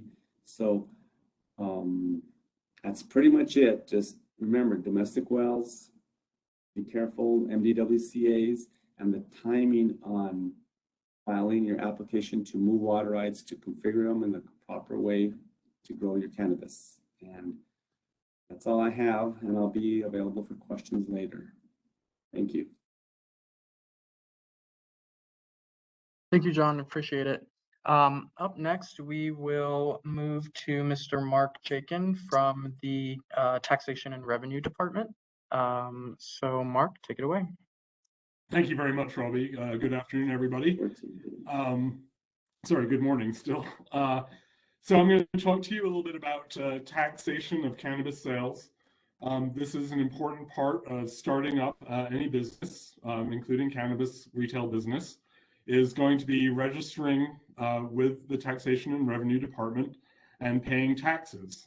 So I'll just very quickly go through what's involved. So next slide, please. So there are multiple taxes that can apply to sales of cannabis, and there are multiple classes of sales of cannabis. So wholesale sales, retail sales, and so forth. And businesses are going to have responsibilities with respect to each of these taxes and these types of sales. Next slide, please. So what taxes apply to cannabis sales? There are going to be 2. First is the cannabis excise tax, which is codified in the sections that you see on this slide. And that was passed as part of cannabis legalization in the last special session. And then you're going to have gross receipts and compensating tax, which applies to all gross receipts, including cannabis receipts. And that has 2 elements, which are there's a basic state rate of 5.125%. And then depending on where you are, there may be local option gross receipts taxes. Local governments have the authority under statute to impose various levels of local option gross receipts taxes. This applies to municipalities and counties both. Recently, there's been some changes to the way we collect and determine gross receipts taxes. Those are generally under the rubric there that you see called destination sourcing. And I'll explain a little bit about what that means as we go forward. But it shouldn't be too big an issue for most retail cannabis sales. Next slide, please. So what classes of sales are subject to taxation? Under the cannabis excise tax, only retail sales are subject to the excise tax. And of those retail sales, only non-medical sales are subject to the excise tax. And they're the statutory citations that let you know. So what that means is that wholesale sales are not going to be subject to the excise tax. Only retail sales are. And until July 1st of this year, medical sales were indeed subject to the gross receipts tax, as we'll discuss, but that all changed on July 1st. So the cannabis excise tax will not apply to medical sales under the Compassionate Use Act. Gross receipts tax, all sales are subject to a tax, but a deduction should apply for wholesale sales. What that means is that even though wholesale tax sales are not subject to the cannabis excise tax, they are in theory subject to the gross receipts tax, but because there's a deduction, the sale for resale deduction for wholesale sales, they won't actually end up getting taxed. What it means is that you will still have to report those sales, which you wouldn't have to do under the cannabis excise tax, and I'll get into that in a little bit. Only non-medical sales, again, are subject to gross receipts tax. Medical sales are deductible. Again, that means they need to be reported, but those receipts will not be subject to the gross receipts tax. So it's a slight difference from the cannabis excise tax. Under the cannabis excise tax, these wholesale and non-medical sales aren't even subject to the tax, don't need to be reported. Under the gross receipts tax, you're not going to have to pay the tax because those receipts are deductible, but you will have a reporting obligation to the department. Next slide, please. Local option gross receipts taxes apply to cannabis sales as much as the state gross receipts tax. And they're going to be sourced according to section 7-1-14, and that's the destination sourcing rule that I mentioned previously. Until July 1st of this year, New Mexico used what's called origin-based sourcing. So you would look to the location of the business. Under destination sourcing, we look to where the product, or in this case, the tangible personal property, the cannabis, is delivered. For most people, for most sales, that's still going to be where the business is located. So you have someone, a customer who walks into your retail establishment, they purchase some cannabis product, and so that's going to be both the origin and the destination. But in the event that delivery is permitted, and I understand that this will be allowed, so that some deliveries of cannabis products can be made, then the sales will be sourced to the delivery location. This can be important because if the business is located in a municipality, for example, but the sale of the product is being delivered to someplace in unincorporated county land, then there may be a different rate that applies. And for wholesalers and medical sales, deductions still need to be sourced. So you will be reporting the receipts, you will be deducting the receipts, but to do that, you do need a location code so that we know basically where to send the money or where to account for the receipts that are not being taxed due to the deduction. So pursuant to the Cannabis Excise Tax Act and to GRT, but particularly cannabis excise tax, 1/3 of the revenues derived from the sale, the tax revenues derived from the sale, will go to the local government. So it's very important for us to know which local government is entitled to receive those revenues. And it may be different again if the cannabis product is delivered to a different location than where the purchase is actually made. So that is really important. The statute as written is a little ambiguous, and we're looking to clear that up in the next legislative session. Next slide, please. So what are your responsibilities as a cannabis business? First of all, you have to register with the department, and that's required even if you have no taxable receipts. so that even if you're purely in the wholesale business or purely making medical cannabis sales, you're still going to have to register with the department and to pay the gross receipts tax. And you're still going to have to report, even if you're reporting that you have 0 taxable receipts. We are working with the Regulation and Licensing Division to make it so that when you get your license, you're automatically registered for the cannabis excise tax. But that's still in progress. And for the GRT, we're going to see if we can do that as well. But you may need to go onto the website, and that's the TRD website, and find the TAP, which is Taxpayer Access Point, abbreviated as TAP. And there you can register and also make your monthly or other frequency filings. Most people will need to make monthly filings, but it could be that some businesses for GRT may make quarterly or semi-annual filings, but probably you'll be needing to do this on a monthly basis.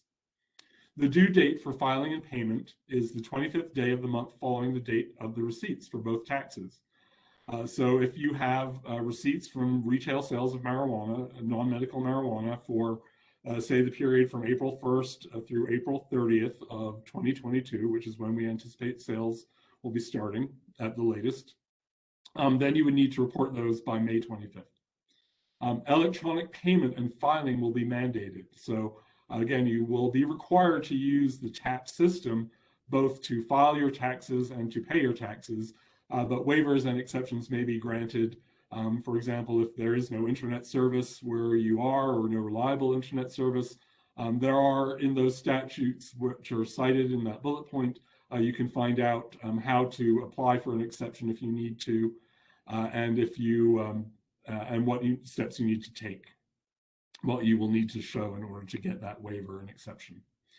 Compliance is required for license renewal, so you will need to be able to show that you have both registered with the department, the Taxation and Revenue Department, and paid all your taxes before your license can be renewed. Finally, under that section 7-1-10, record keeping is required. This is in case of audit or to prove the validity of the deduction that you've taken, for example, to prove that these were wholesale sales or that these were medical sales. So I strongly encourage you to look at that section of the statute and see what records you are required to keep for purposes of your business. A couple of the presenters earlier have emphasized the importance of hiring certain professionals, and we would also strongly encourage you to hire a lawyer and definitely an accountant to make sure that you comply with your business registration, filing, and payment responsibilities. Again, if you don't comply with those, your license won't be renewed. So this is really critical. And if you don't pay taxes that you owe, you could be subject to penalty and interest and other enforcement action by the Taxation and Revenue Department, up to and including criminal penalties if we can show that there was fraud in the refusal to file or pay taxes. So again, complying with these requirements is very important for the success of your business.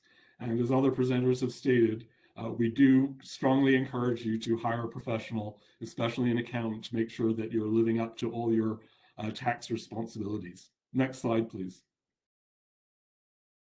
Oh, that was it for me, sorry. I thought I had additional information. If you want to contact us, and we're very willing to help people comply with tax law, please send an email to policy.office@state.nm.us. I will put that in the chat so that you will have that email that you can send your questions to. And again, we're working closely with the RLD and other divisions and departments as needed. We want to help you comply with the law. We're not playing a game of gotcha here. We want to make sure that you're able to live up to your tax responsibilities and that you understand what they are. So thank you very much for your attention today, and I'll put the email in the chat in case you do have any follow-up questions.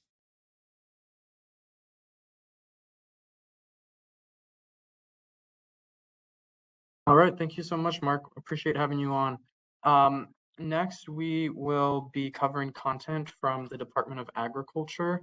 Brad Lewis, who normally presents, is unable to present today, so I will do my best to get through these slides.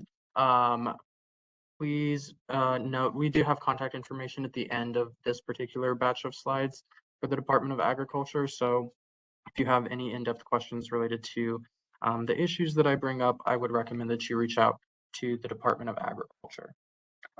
So starting off, if part of your business model includes selling viable plants, so live immature plants, that would require a plant protection license, which is accessed through the Department of Agriculture. So it is considered a plant nursery, and the rules that you would have to follow for that license are for consumer and industry consumer industry protection based regulations.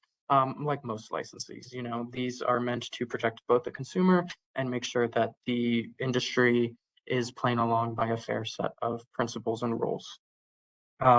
So the authorization for this particular license requires an inspection of plants for pests at will, issuance of stop sale, so preventing further sales for non-licensed businesses and non-compliant plants, and remediation of non-compliant plants. So very similar compliance structure to what we have here at the Department of Regulation and Licensing. In terms of pesticide use, the only pesticides that can be used are pesticides that are registered with the New Mexico Department of Agriculture for hemp and cannabis. We do have those on our website, and the Department of Agriculture does as well. So I would encourage you all to look at those. The specific approved pesticide list is updated monthly. And if there is a new pesticide that you would like the Department of Ag to consider, please reach out to them and they will do their due diligence to see whether or not that pesticide would be safe to use. Commercial applicators require testing and licensing as well, and there must be worker protection standards in place for licensees that use pesticides. Again, these are consumer and grower protection based laws, just to make sure that the people who will consume the pesticide, or not consume the pesticide, but consume the plants that were grown with pesticides are protected, as well as the growers who will be handling the pesticides. Next slide, please.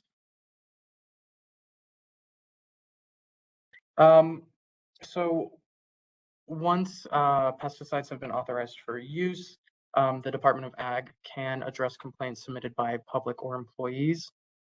Just as a note, the Cannabis Control Division is also accepting complaints for licensees if there's any sort of problem found on any product. We have a complaint form. You can email us and we can get that over to you. There will also, the Department of Agriculture can conduct inspections of licensed pesticide applicators and the records of those applicators. And they may remove some plant tissue to determine pesticide residues and conduct additional testing. Next slide, please. So weights and measures, the Department of Agriculture also calibrates the weights and measures that are used. Scales that are used in trade are inspected annually. They may, if you have a scale, you may request services from a third party that's approved by the Department of Agriculture to test or repair it. It needs to be calibrated appropriately by the Department of Ag standards. And again, this is to protect both consumers and the industry. And similarly, the department is authorized to inspect scales at will, test for compliant labeling of packaged articles, and remove from service non-compliant scales or packages. So in relation to the sale of seeds and seeds generally, all seeds must be truthfully labeled with respect to germination, purity, and identification. The law does not specify who can test, but it should be tested to figure out germination, purity, and identification. You might want to reach out to the Department of Agriculture if you need additional guidance for more guidance around who can test. And again, here we have the principle of protecting consumers and the industry. The Department of Agriculture can inspect or test packaging for compliance at will, and they can also address customer complaints. And like other authorities that the department has, they can stop the sale of non-compliant articles or non-compliant seed sales in this case. So if there are any questions for the Department of Agriculture, we have their URL here, nmda.nmsu.edu, and their phone number 575-646-3007. I believe that's the last slide of theirs. And next we will be moving to, sorry, one second. We'll be moving on to Seedcrest. And representing Seedcrest, we have Ms. Shannon Jaramillo. Shannon, if you would like to unmute yourself, you are free to present. Hello, thank you, Robert. I appreciate it. Can you hear me okay? Yes. Yes, we can hear you. Okay, great. Well, thank you for having me, and thank you to everybody who's participating today, as well as to those other community members who are, wrapping their arms around the community. Very exciting time. And my name is Shannon Jaramillo. I am the founder and CEO at Seedcrest. We are cannabis educators, and we also offer workforce solutions. We've been actively working in the community to break the stigma of cannabis through education. Next slide, please. Today, I'm going to give you folks some resources from our business model and just talk to you about some of the things that we're doing in the community. One of the things that we work on is statewide recruitment. So we've been actively developing a talent pipeline for cannabis companies in New Mexico since 2017, which coincides quite nicely with the 11,000 jobs that we're bringing to New Mexico with the efforts of legalization. I was actually on the marijuana working group under Governor Michelle Lujan Grisham, and I've studied just about 8 to 10 different states on how people are developing talent, labor shortages, as well as education and certifications to work in the field. So I'm one of those people that is tied to a lot of different folks from different backgrounds and skill sets, and I've been a recruiter for over 20 years. So my forte is bringing people together for opportunities.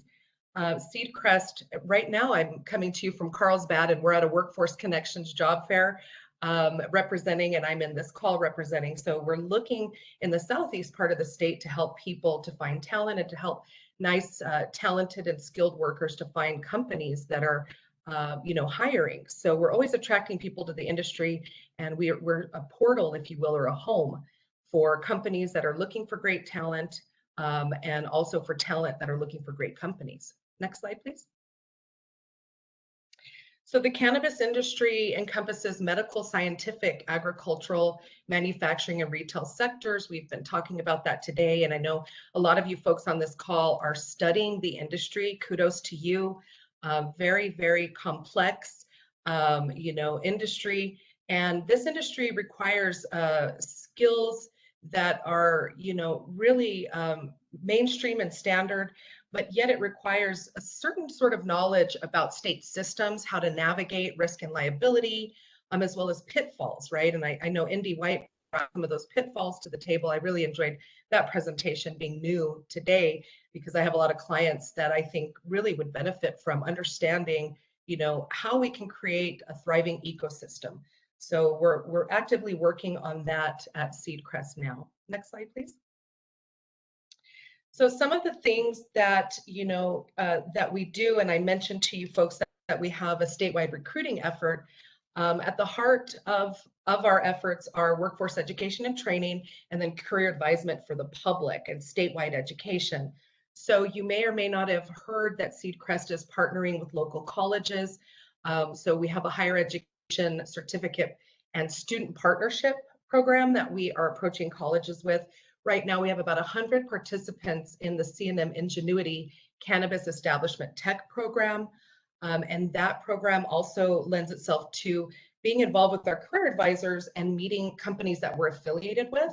So we're very proud of that, and we've been working to get that program across the state so that we can help people that are opening, say, businesses out in Portales to have students come through Eastern New Mexico University's college, for example. That would be an example of a place that we're looking.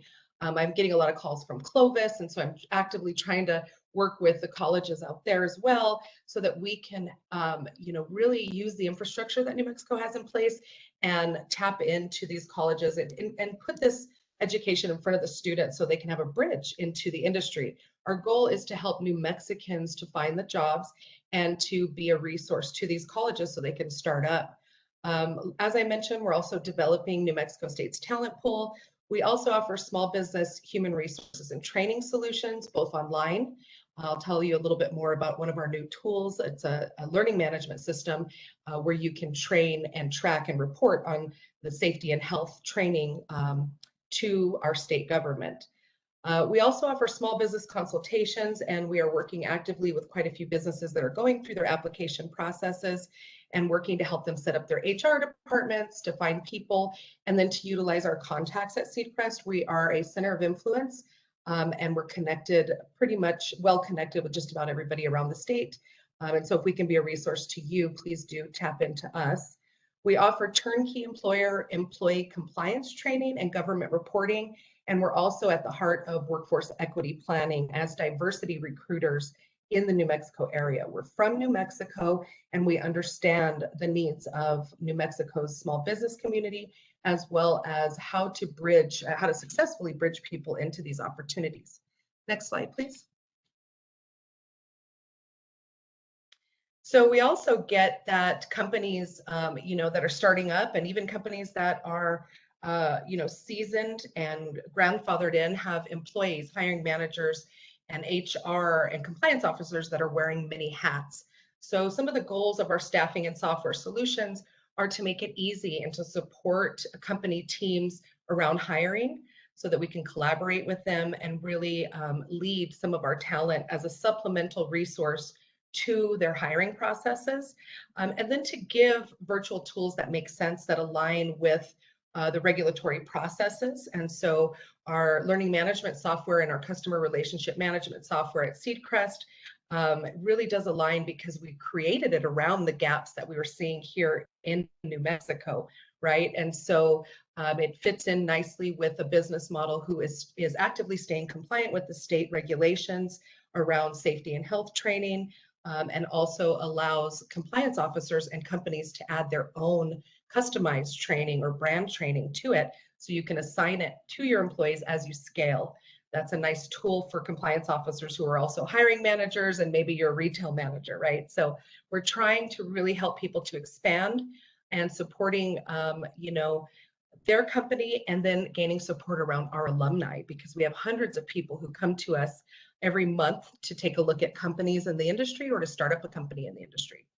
Our virtual learning management solutions are positioned to also save time and money. We understand, the cost behind hiring, sourcing talent, especially executive level talent. You're going to find that you have a lot of entry level talent excited about your brands and excited about getting into jobs with you.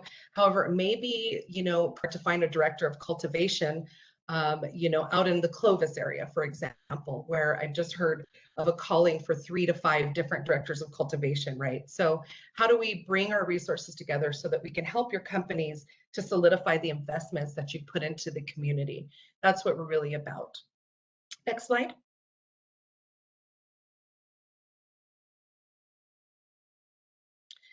So Seedcrest offers affiliate and staffing partnerships. The flyer on the left-hand side of the screen showcases an affiliate code and sort of a campaign that we have actively taking into storefronts across New Mexico now, offering discounts for education. We want to make sure that we're not creating barriers, that we're actually thinking with equity in mind, and that we are working with companies actively around the standard, the 5-star standard that we promote in the community, which is like a responsible vendor training that we have through our cannabis establishment tech trainings. We also offer HIPAA and ethics and regulatory trainings that companies can use and or give out to their patients if they have consumers or caregivers that are patients and consuming medically. In the medical program, we have some great tools and resources on our website to help team members to speak with consumers, as well as consumers to gain more education around the products that they're taking in or purchasing from cannabis companies. So really, you know, on the staffing side, we look to mirror that with these affiliate programs so that we can help with direct staffing and temporary staffing solutions. And how we do that is by creating this standard we call the 5-star standard. We'll talk a little bit more about it in the upcoming slides, but you know, we're looking to help companies with industry training. We can also do customized brand training, but what we provide at the heartbeat of Seedcrest is really the baseline of information that one would need to even engage in an interview or even approach a company, you know, terminology that, you know, omits the stigma and is more professional, scientific, and technical, as well as local. Every program across the country has its own language, its own vibe, its own systems. And here with Seedcrest, our value proposition is that we are providing updated information and that the people that we provide through our staffing are, you know, really knowledgeable and they're invested in the industry. And so really, if you're looking for, you know, solutions around standardizing and how to start up an HR department, we're a good resource for that. Next slide, please. So this is what our software looks like right now. And we're at www.seedcrest.io. And, you know, on the left hand, you'll see the Cannabis Establishment Tech Program. And then we do have a New Mexico Cannabis Industry course. It's an updated course. We really do like to help small businesses to understand the landscape of the marketplace. And we've utilized that in some live workshops quite successfully. And that is also included in the Cannabis Establishment Tech course right now. You can take it on our website and also you can take it within the Cannabis Establishment Tech program. Next slide. This is a snapshot of, you know, the 16, we've got 16 courses now and one major program, a couple of other programs under development that will be launching in 2022. It'll be a big year for us as we try to keep pace with the marketplace ourselves. We're on track scaling in the next year and adding a lot of great education that we have been told that the marketplace wants and needs, like horticulture, entrepreneurship, manufacturing, and those types of programs. Right now, we've got about 16 classes and our Cannabis Establishment Tech program online at your disposal, and we're empowering employers to utilize those as standardized trainings to get started in. And our system also tracks compliance and allows you to self-audit and send reports to the state. We also have a government seat on our software should government wish to pull reports and look into training in the future. Next slide. So we, you know, I mentioned some of the workforce solutions. If you wanted to get started with us, you would simply go to our website and sign up for a business account. There's a monthly subscription on that business account. It's $200 a month. And then from there, you can add your employees at no cost to the software and keep records. We do charge then next when you start to train them and purchase training. So additional charges would occur should you say add on your employee and then wish to train them with one of our trainings. So, and we're more than happy to do a demo with you if you'd like to take a look at our systems, and if it makes your life easier, let's get in touch sooner than later so we can, you know, sit down and look at some options through Seedcrest. On the right-hand side, you'll see just a little infographic about how the system works. We offer some of the core compliance training that you folks need. In 2022, we'll have a robust OSHA program, as well as just emergency health and safety options for manufacturers, cultivators, retail. What other trainings are we having? Crime prevention and all of the great trainings that, you know, are more standardized and that are coming into play in the regulations this year. So we're really moving and on track with the marketplace. You would be able to track your employee progress. We'll first assign the training to your employee, track progress, and then download the certificates as needed to report when you do your renewals. You can also create your own courses on our learning management systems. And let's say you're expanding operations, you're based out of Albuquerque, but now you a dispensary all the way in Farmington, or you're opening another cultivation, farm or micro business across the state, you would be able to give your employees all the same training. They can take it on their phones or laptops. You can add and then manage them as students, essentially.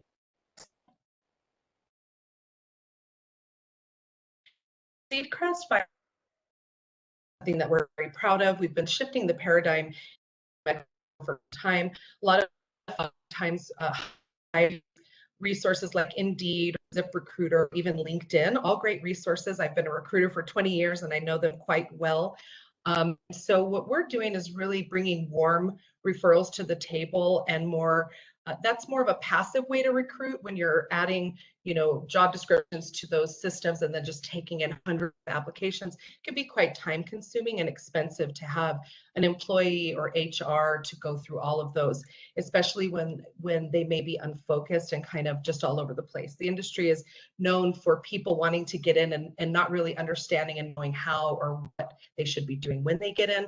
We're teaching candidates how to approach your companies with thoughtfulness and really more before. So you folks will come into the industry, they may not be speaking, our language, they're using incorrect stigma terminology, they might be unaware of the state system, they might just be, thinking it's really cool to work for you because it's cannabis.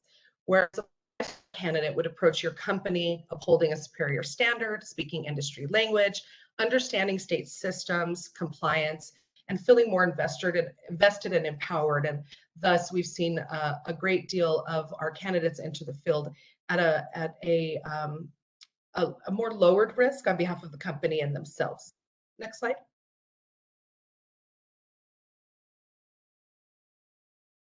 So our 5-star alumni uphold a higher standard for New Mexico. There are things that they're doing as they walk advisement with us and take our courses.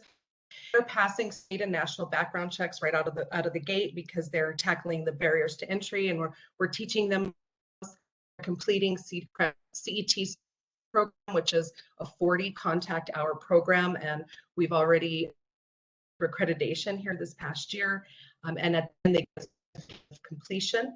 They have an updated industry focused and updated and industry focused resume, and then they have completed career advisement with Seedcrest. So in a small way, through a selection process, and they've selected themselves now for the industry. Here is some of the data that we take in on our software. Right now, we allow students to create an online 5-star portfolio. We used to do this in paper, and I would teach them to go to your businesses with this booklet in hand and their certificates and all of that. But we've really come into 2020 this year when we're able to help people to carry their docs with them and really to stay updated. And then we've got access to this information now on our database. They're uploading state and national backgrounds, their cover letters, their resumes, their certificate documents may qualify them.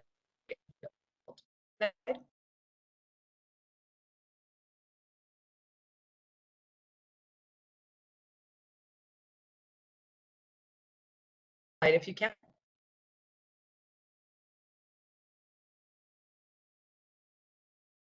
Okay, cool. So our college and university partnerships are super meaningful. I just wanted to show you folks that on average, we increase knowledge by 30%. This data on the right-hand side was taken from our Northern New Mexico College partnership. And as you can see, we had a lot of folks come in with an average knowledge base of 67 to 70%, and we increased that significantly. I can speak in more detail. I just read that question. And this, if you're in touch, we can do. So basically, I wanted to show you this so that you know we're tracking our own outcomes. We are always striving to matter experts are people who work in the field. They work actively, and they're the ones creating our curriculum. So a bunch of locals breaking the stigma. creating curriculum, helping people to understand the industry and to look at it for the right timing. We do discuss pitfalls and, hot topics and those sort of things in our classes. And we stay relevant and updated for New Mexico so that you have the most updated information through Seedcrest. Next slide.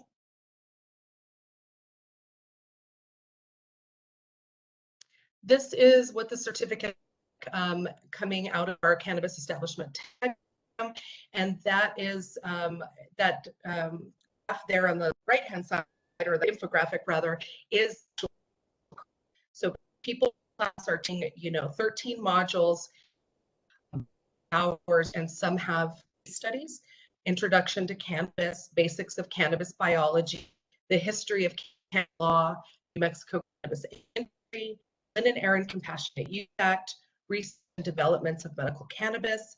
We are asking them to take an ethics course, do get HIPAA for cannabis professionals through this class, have safety and security, customer service, based qualified and the experience of illness, and the risks and signs of overuse, abuse, and addiction, as well as patient and personal dealing with infectious diseases. So it's a well-rounded and holistic perspective of the industry that's just a couple certificate programs that we have available is a horticulture certificate for directors of cultivation, for example, coming in spring of 2020. So right now, if you wanted to enroll in this course, you could go to CNM Ingenuity, look at their special skills training and enroll in this course, or you could take it off of our program as well. We do offer scholarship codes to make it affordable at Seedcrest, and I know CNM has payment plans and some first come, first serve scholarship opportunities right now. Next slide, please. So to wrap up here, we've helped to date over 10,500 cannabis professionals since 2016, 2017. There's almost no store that I can walk into in the state that doesn't have a 5-star alumni already working there. So people will come, they'll use our systems, and they'll go out and get themselves a job, or if they need extra support, we're there to support them, all the way to walking through background checks for some that are questioning whether or not they qualify. So Seedcrest is a safe space and a home for people to come and look into the industry. You'd be surprised, not a lot of people have really ever even talked about cannabis professionally. So one of the things, when I start out some of my life, how many people in this room have ever been to a cannabis networking event or class? I'm going to talk about this outside this room, right? It gives me a little bit of goosebumps. You'd be surprised at how that stigma really has us working in our little rooms. I want to encourage people to come to us and start to have these conversations, and also your own centers of influence around your goals of working in the industry. You'd be surprised at how many people are going to actually support you, even though you may think that that stigma overshadows what you're doing, right? So we're working as a community, to continue the mission and to continue helping people so that we can ensure that we have systems here in New Mexico. Not only that, but that we have education here in New Mexico for New Mexicans to get into this field. And next slide, please. Here is just a little graph or infographic again of the vertically integrated cannabis business model. And as I mentioned in this last slide here, I'll just let you know that we do rotations. You're more than welcome to come into our next career advisement. They are held on Thursdays at 4:20 p.m. And that is on purpose. And we go for about an hour and we discuss the New Mexico cannabis industry. If you can't make it, or if you need, a resource, want to take a class for the weekend to help you with your small business, I recommend the New Mexico cannabis industry class. It'll give you the basics, and there are a lot more to think about. And the next slide.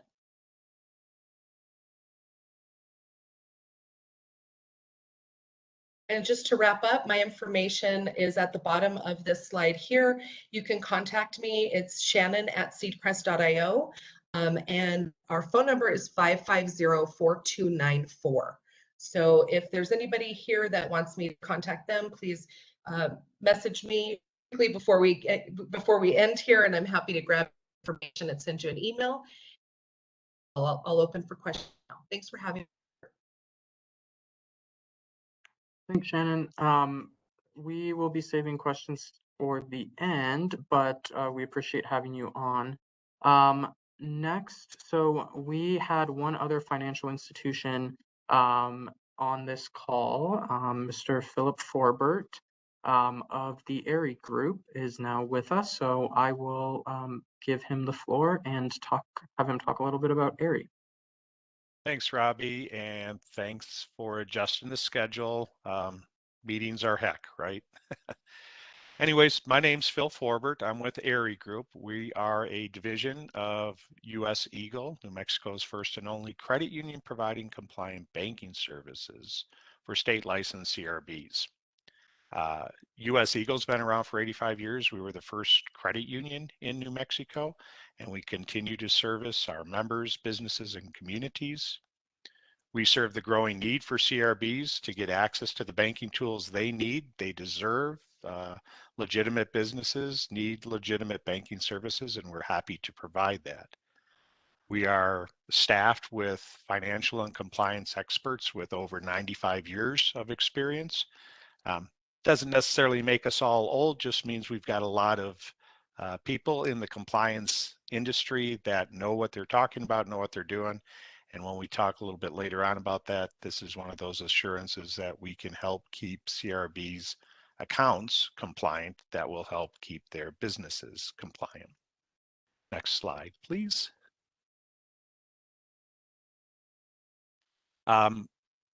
If Southwest has already talked about this, I'm going to double down on it. Our application processes, they're stringent and require full cooperation of the applicant.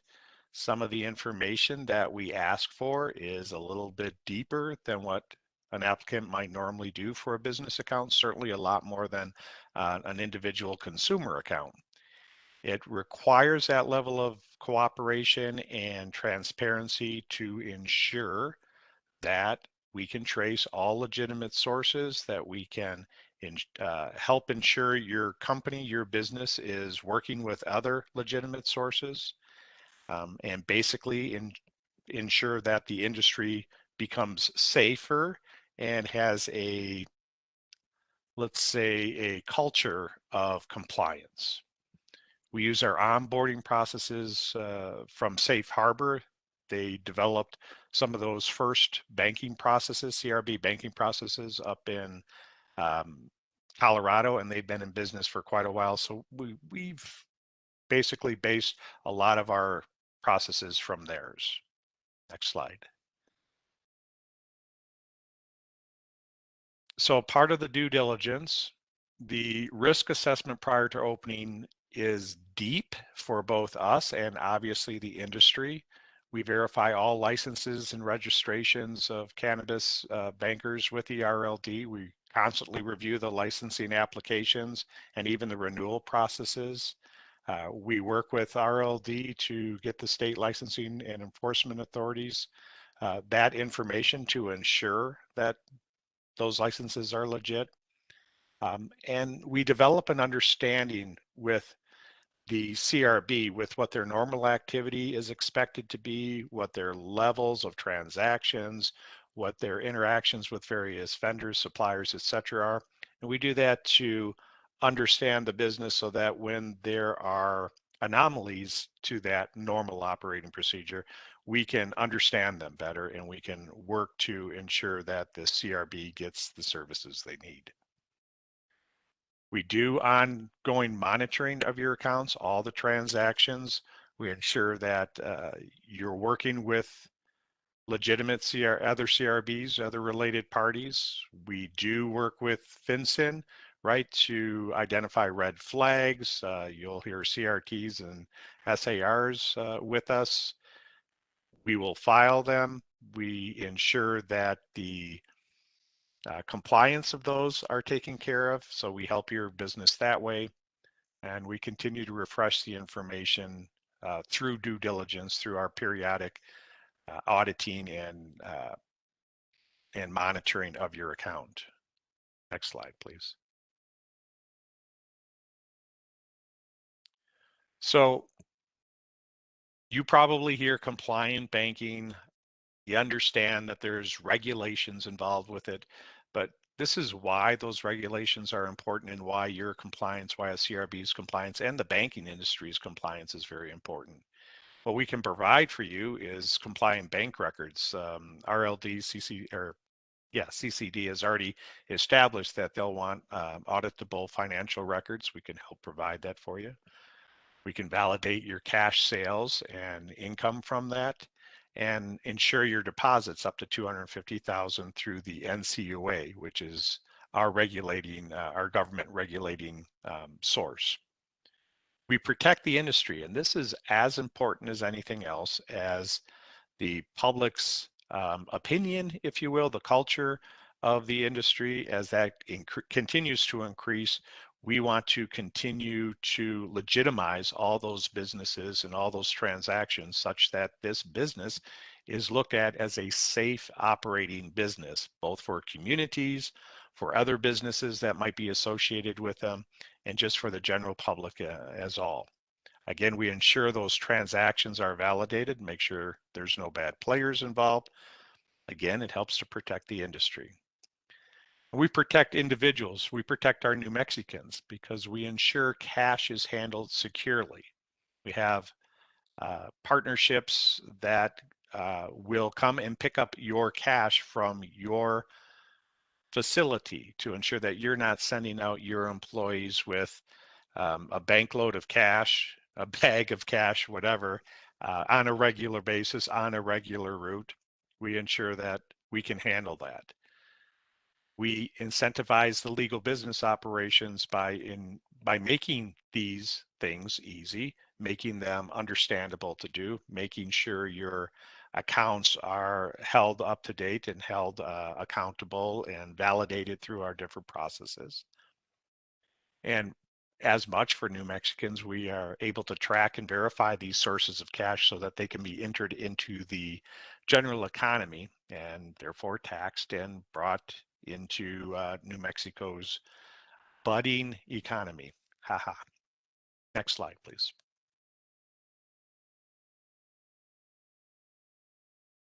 What we provide CRBs is a business checking account. It's the ability to do business through online services, through mobile services, using debit cards to make your payments, using online bill pays, ACHs, using domestic wires, the cash handling services I talked about. This gives you the ability to secure your physical cash, to gain access to normal payment channels using the debit cards or online services. You maintain a compliant and safe operating environment by doing that, and it allows you to focus on business, not your banking issues. Next slide. To establish anything with us or to contact us, here's our information. I encourage anybody who hasn't yet looked at the different services that we offer to go out to our website, Cannabis Banking website. We have some nice overviews there of not just our services, but a page there of resources, federal, state, local resources, guidelines, regulations, some of the associations information that will help you familiarize yourself even more with like IRS tax information that'll be required, business significations, identifications, etc. We're here to help you. We provide compliant cannabis banking, and we would love to talk more about this with you. I think that's the end of my slide, isn't it, Robbie? Yes, it looks like it is. Thank you so much, Phil, for being on the call. We really appreciate having you. Thank you for making the adjustment. I appreciate that too. Of course, no problem at all. So the very last portion of our presentation before questions, and apologies, we're running up against the time frame. I will allow some, we'll go over and I'll allow some extra time to answer some questions. But the last portion that we'll be talking about is a very broad overview of the Cannabis Control Division and some key things to keep in mind as you all look to actually get your license from us. So The first thing that I want to kind of make clear is there has been a lot of talk about deadlines in the industry, in the media, just as we talk about, having applications available to the public. I just want to make clear that there are deadlines that the division has to make things available to the public. There aren't any application deadlines for you all.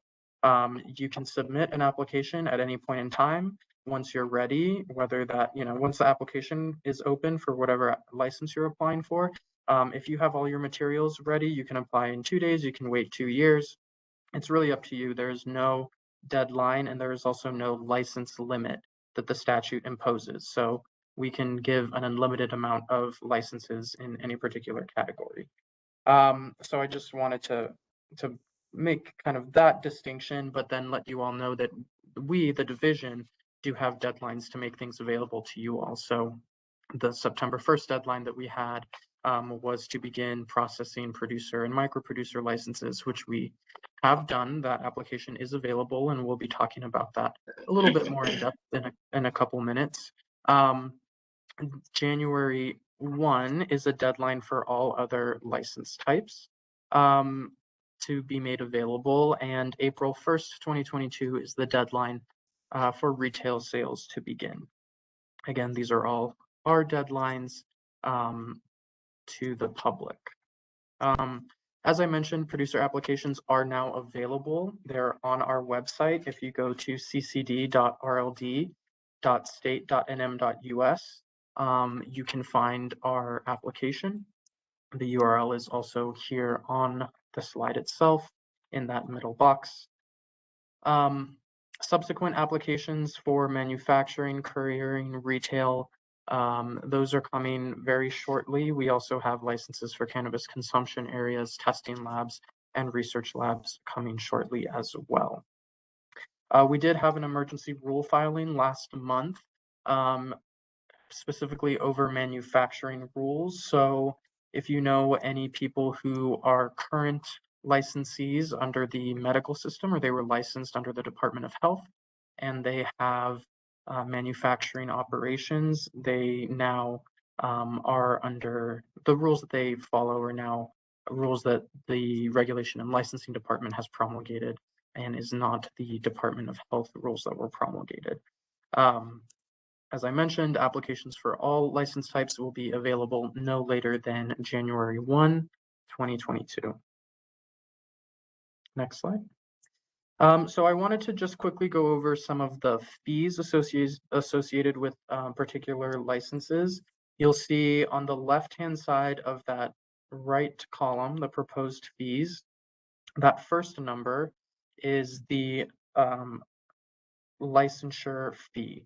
So for example, if you look at producer, $2,500 is the licensing fee, and then the number to the right of that says 1,000 additional is the premise fee.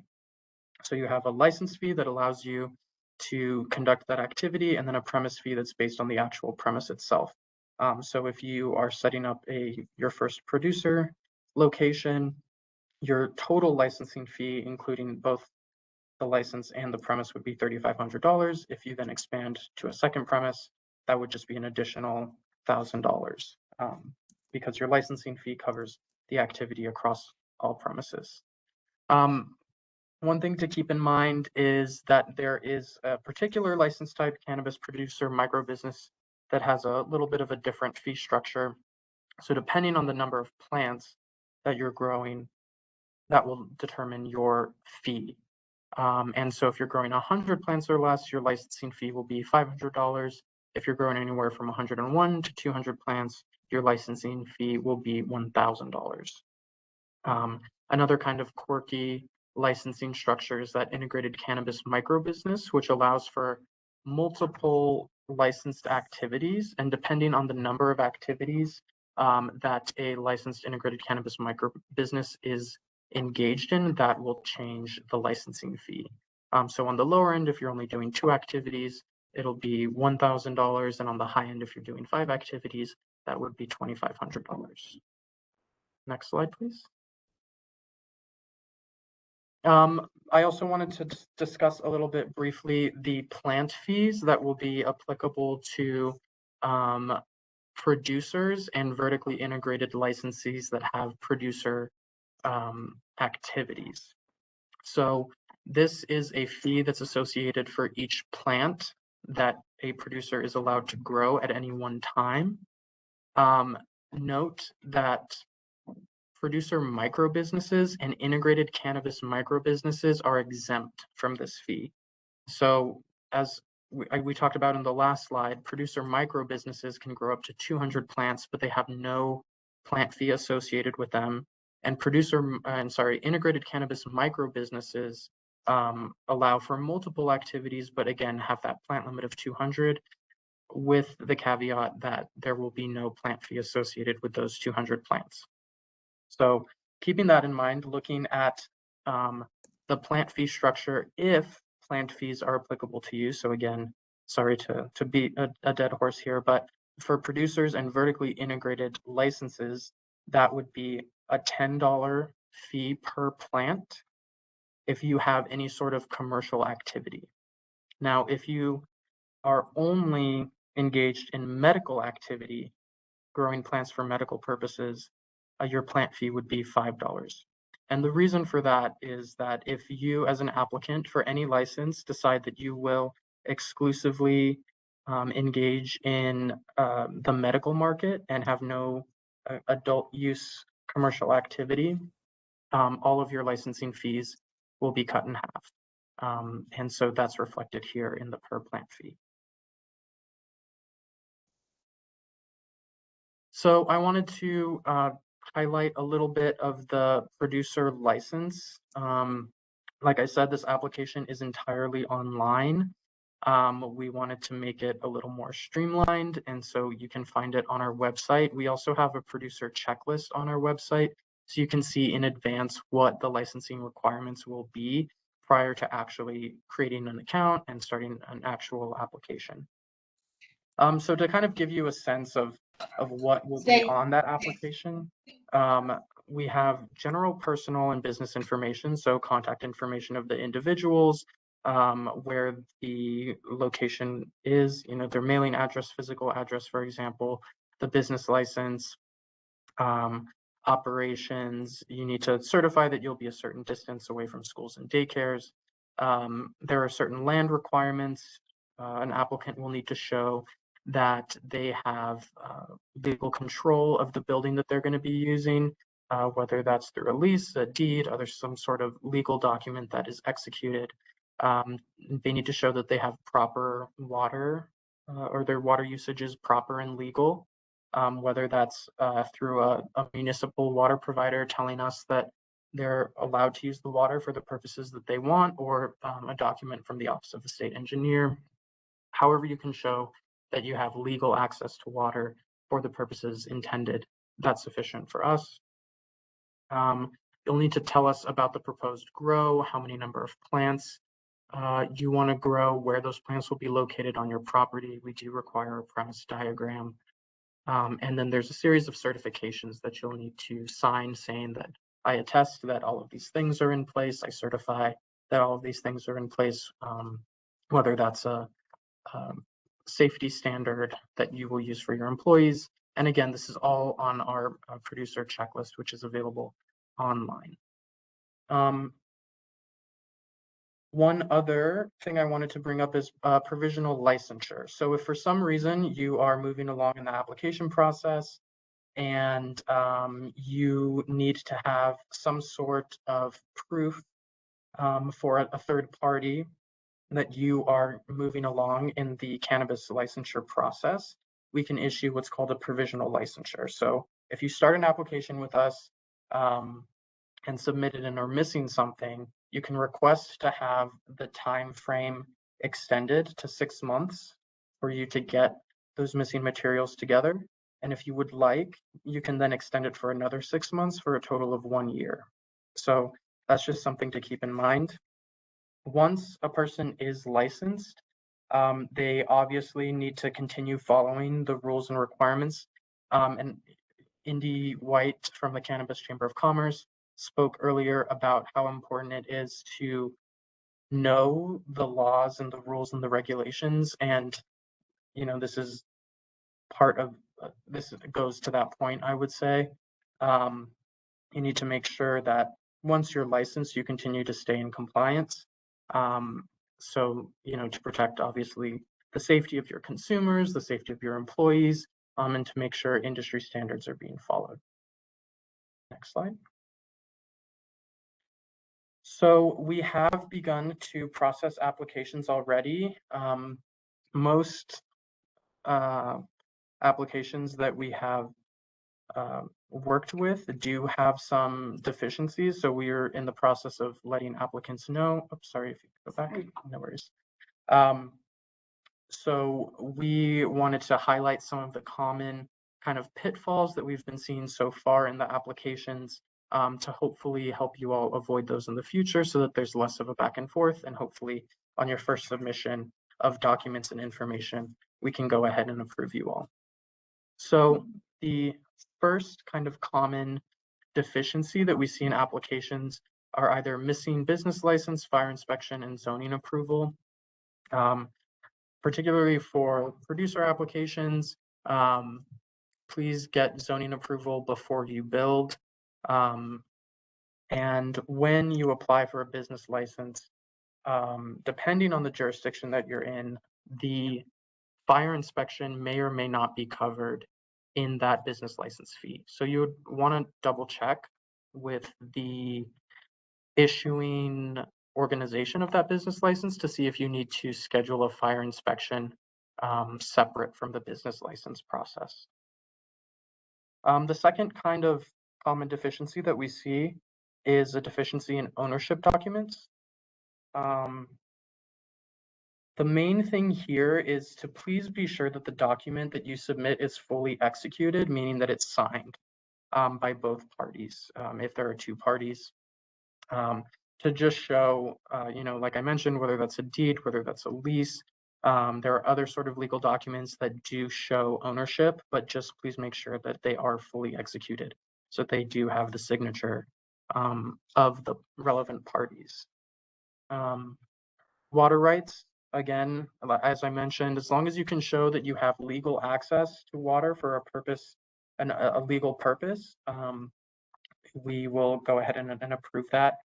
As Mr. Romero talked about, some people have access to water, maybe in a domestic well, but they cannot use that water for the purpose of growing commercial agriculture. So even though there's water on the property, that water may not be used for that purpose. So there are other ways to get water, or if you're still in the process of looking for a location, please make sure that that aspect is covered.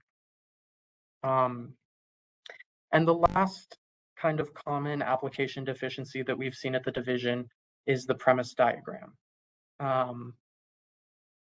There are a lot of requirements on the diagram. One of the ones that we see is kind of a big kind of part that's missing is on the diagram itself. It needs to show where the security cameras are located, and each of the security cameras needs to have a number assigned to them. So that's one of the things that we've been seeing have been missing in a lot of the premise diagrams.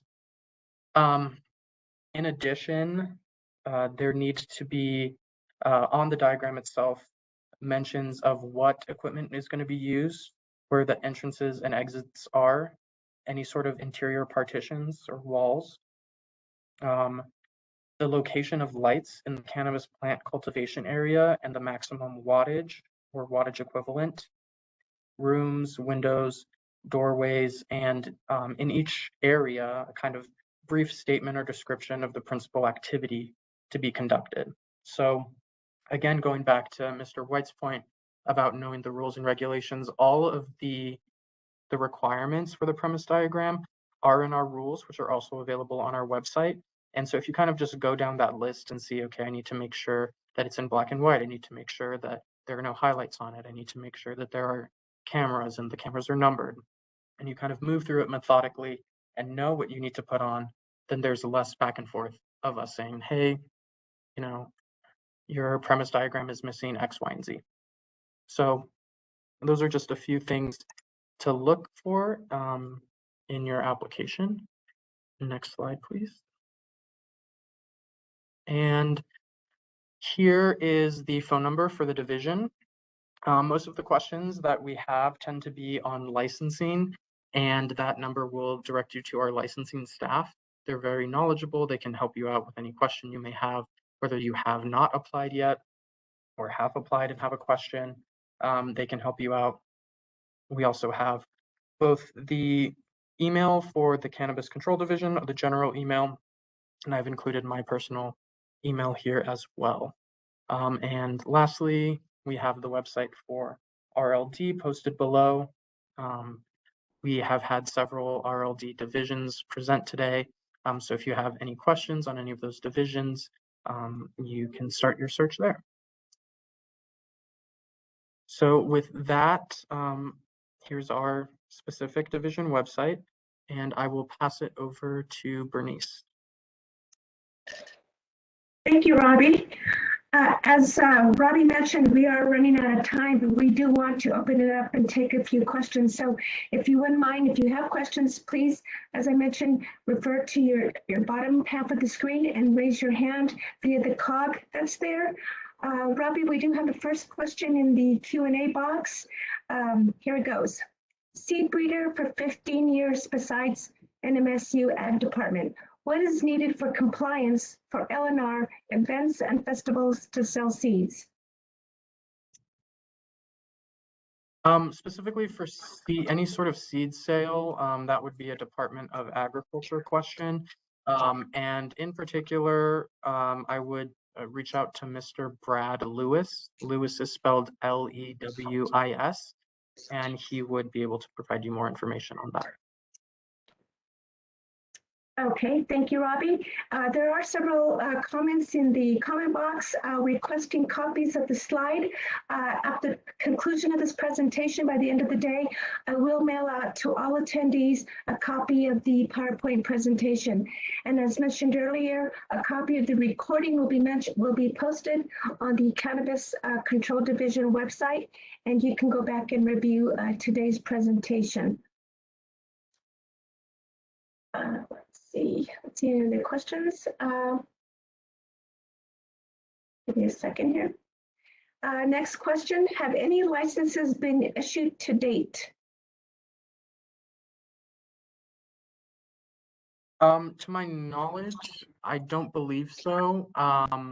We can check with our licensing staff, but like I mentioned, most, last time I checked with licensing staff,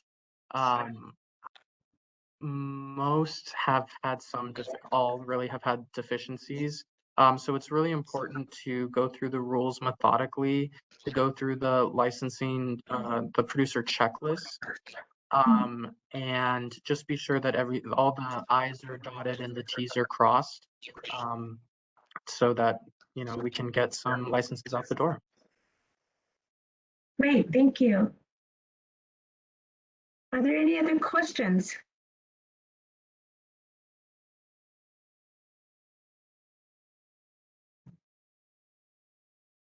Seeing no more questions, Robbie.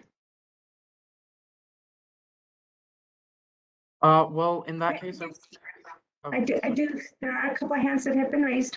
Onward Green, you are unmuted. You can ask your question.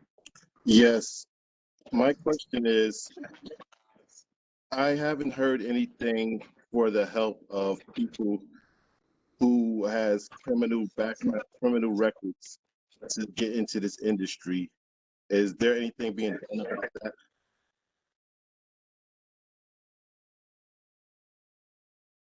Thank you for your question.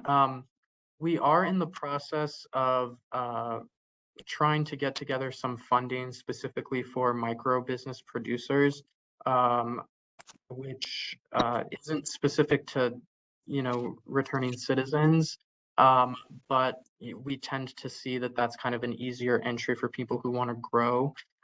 And as we mentioned, you know, there is kind of a really huge barrier to access to capital, in that banks and financial institutions do not lend to people looking to start cannabis businesses. So that's one area we're trying to get the funding together. It's not currently in existence, but hopefully we'll have some updates for all of you shortly. In addition, we do have a Cannabis Regulatory Advisory Committee who is in the process of coming up with a social equity strategy for how to best engage people who have either been victims of the war on drugs or from communities that have historically been economically disadvantaged, to kind of come up with strategies for ways to best engage those communities. So that is in the process. They actually have a public survey that's currently out that I would encourage you all to go to our website and fill out that survey to give the advisory committee your thoughts and ideas on how best to engage people from not only that community, but any sort of disadvantaged, socioeconomically disadvantaged community that wants to get involved. Thank you for your question, Anwar. We have another question from Robert Ardavino. Robert, you are unmuted. You can ask your question. Thank you all for your time. My question's not been really touched on too much, but is there any guidance for the cannabis consumption areas at all? I've been attending workshops and just that seems to be the least talked about of all of it. Are there any, and for Mr. Sachs, is there any states that have these areas that you all have been kind of modeling closer to? Where's any type of guidance for that? Thank you for your question. So we actually posted a new set of proposed rules that I encourage you all to visit and give public comment on. Excuse me. One of the aspects or the areas covered in that most recent set of rules is specifically cannabis consumption areas.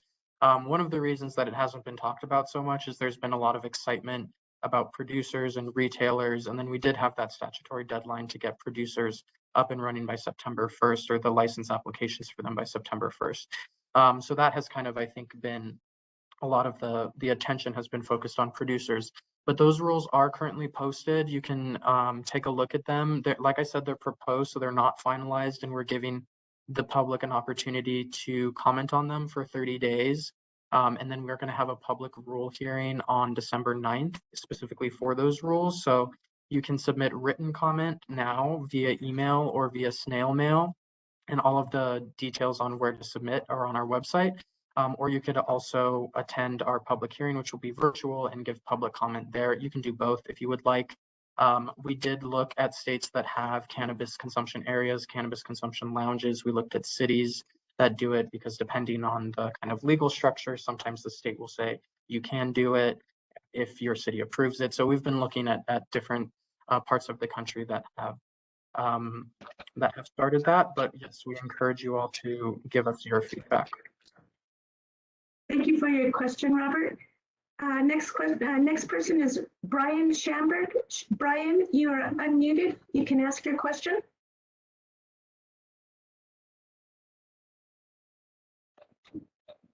Brian Schamberg.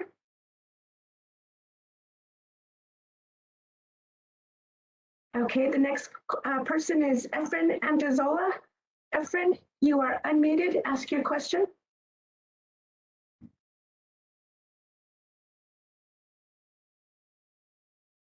Efren Andazola.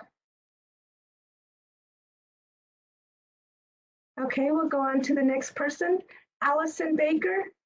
Allison, you have been unmuted. Thank you. My question is in regard to like the provisional licensing. Are there any limitations as to what we can request for the provisional license? Like for instance, we have an issue with like our buildings. If we were to get the land, obviously we can't get like a fire inspection without our building being put up, and that takes a certain amount of time. Would we be able to apply for the license with a provision that once we get the fire inspection or whatever, like the building, the business license? I guess, are there any limitations to the provisional licensing? Sorry. We recommend that you do as much as possible. If there is something, like if you're having an issue with the building and then therefore the fire inspection, go ahead and submit a request for provisional licensure. And As I said, try and get everything else together, and it should be no issue to grant that provisional licensure. One thing to keep in mind, though, the provisional licensure doesn't allow the activity to begin, and it isn't kind of like, well, once this is complete, then you have the green light to go ahead and get started. Once you have the remaining documents, then you would have to submit those to the division, and then we'll send you an official license, and that license actually will allow you to start operating. I know you didn't ask that question, but I think it's something that's important that I forgot to mention as we're talking about provisional licenses. But yes, go ahead and get as much information together as possible, and then submit a request for a provisional license. And it's, the more information you have, the easier it is for us to process it. Thank you for your question, Allison. The next person in queue is Colette. Colette, you are unmuted. You can ask your question. Hello, can you hear me? Yes, we can. Oh, great. Thank you. My husband, actually, William, is attending this also and has the question. So if you'll allow him. This has very little to do with what the presentation was today, but we've been in the process of trying to get licensed through the state and our county here in Los Alamos for a micro business that we want to start. The county has been throwing some major roadblocks at us. Currently, as of the things stand right now, there are no roadblocks, but they're making decisions to eliminate the possibility of having a home-based business at all, and consumption areas as well.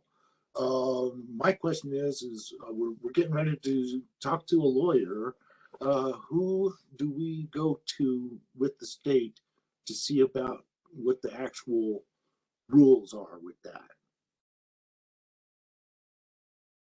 Thank you for your question. The statute very clearly allows local jurisdictions to make determinations on zoning, and we don't have any authority over that. If you do think that the actions of the local jurisdiction are outside of what the statute has allowed them to do, I would recommend that you speak with legal counsel. But unfortunately, there's nothing beyond us kind of having a conversation with local jurisdictions and just trying to work as collaboratively as possible. But we do not have any authority over what they can and cannot do.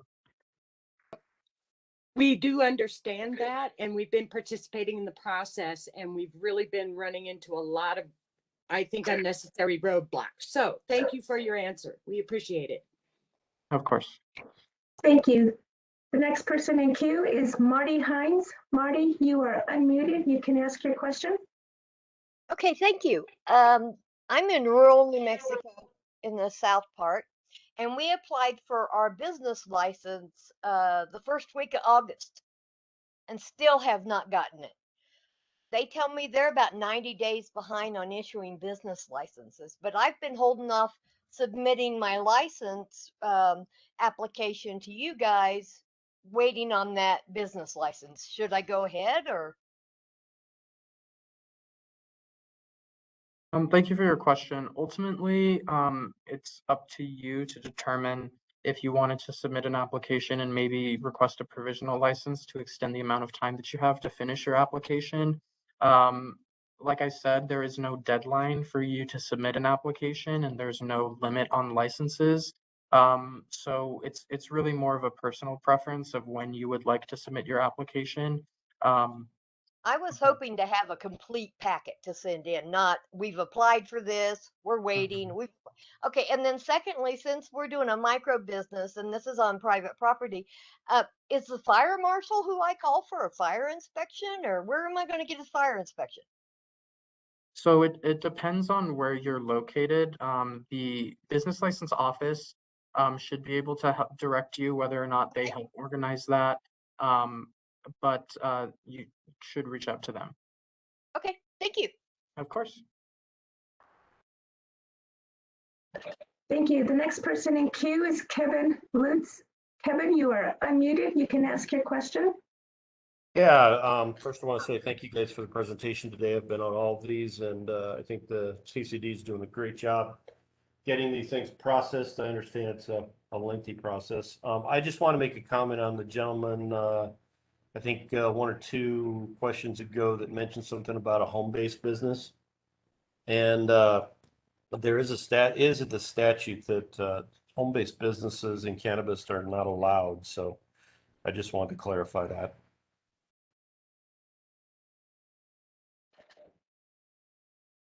Great, thank you.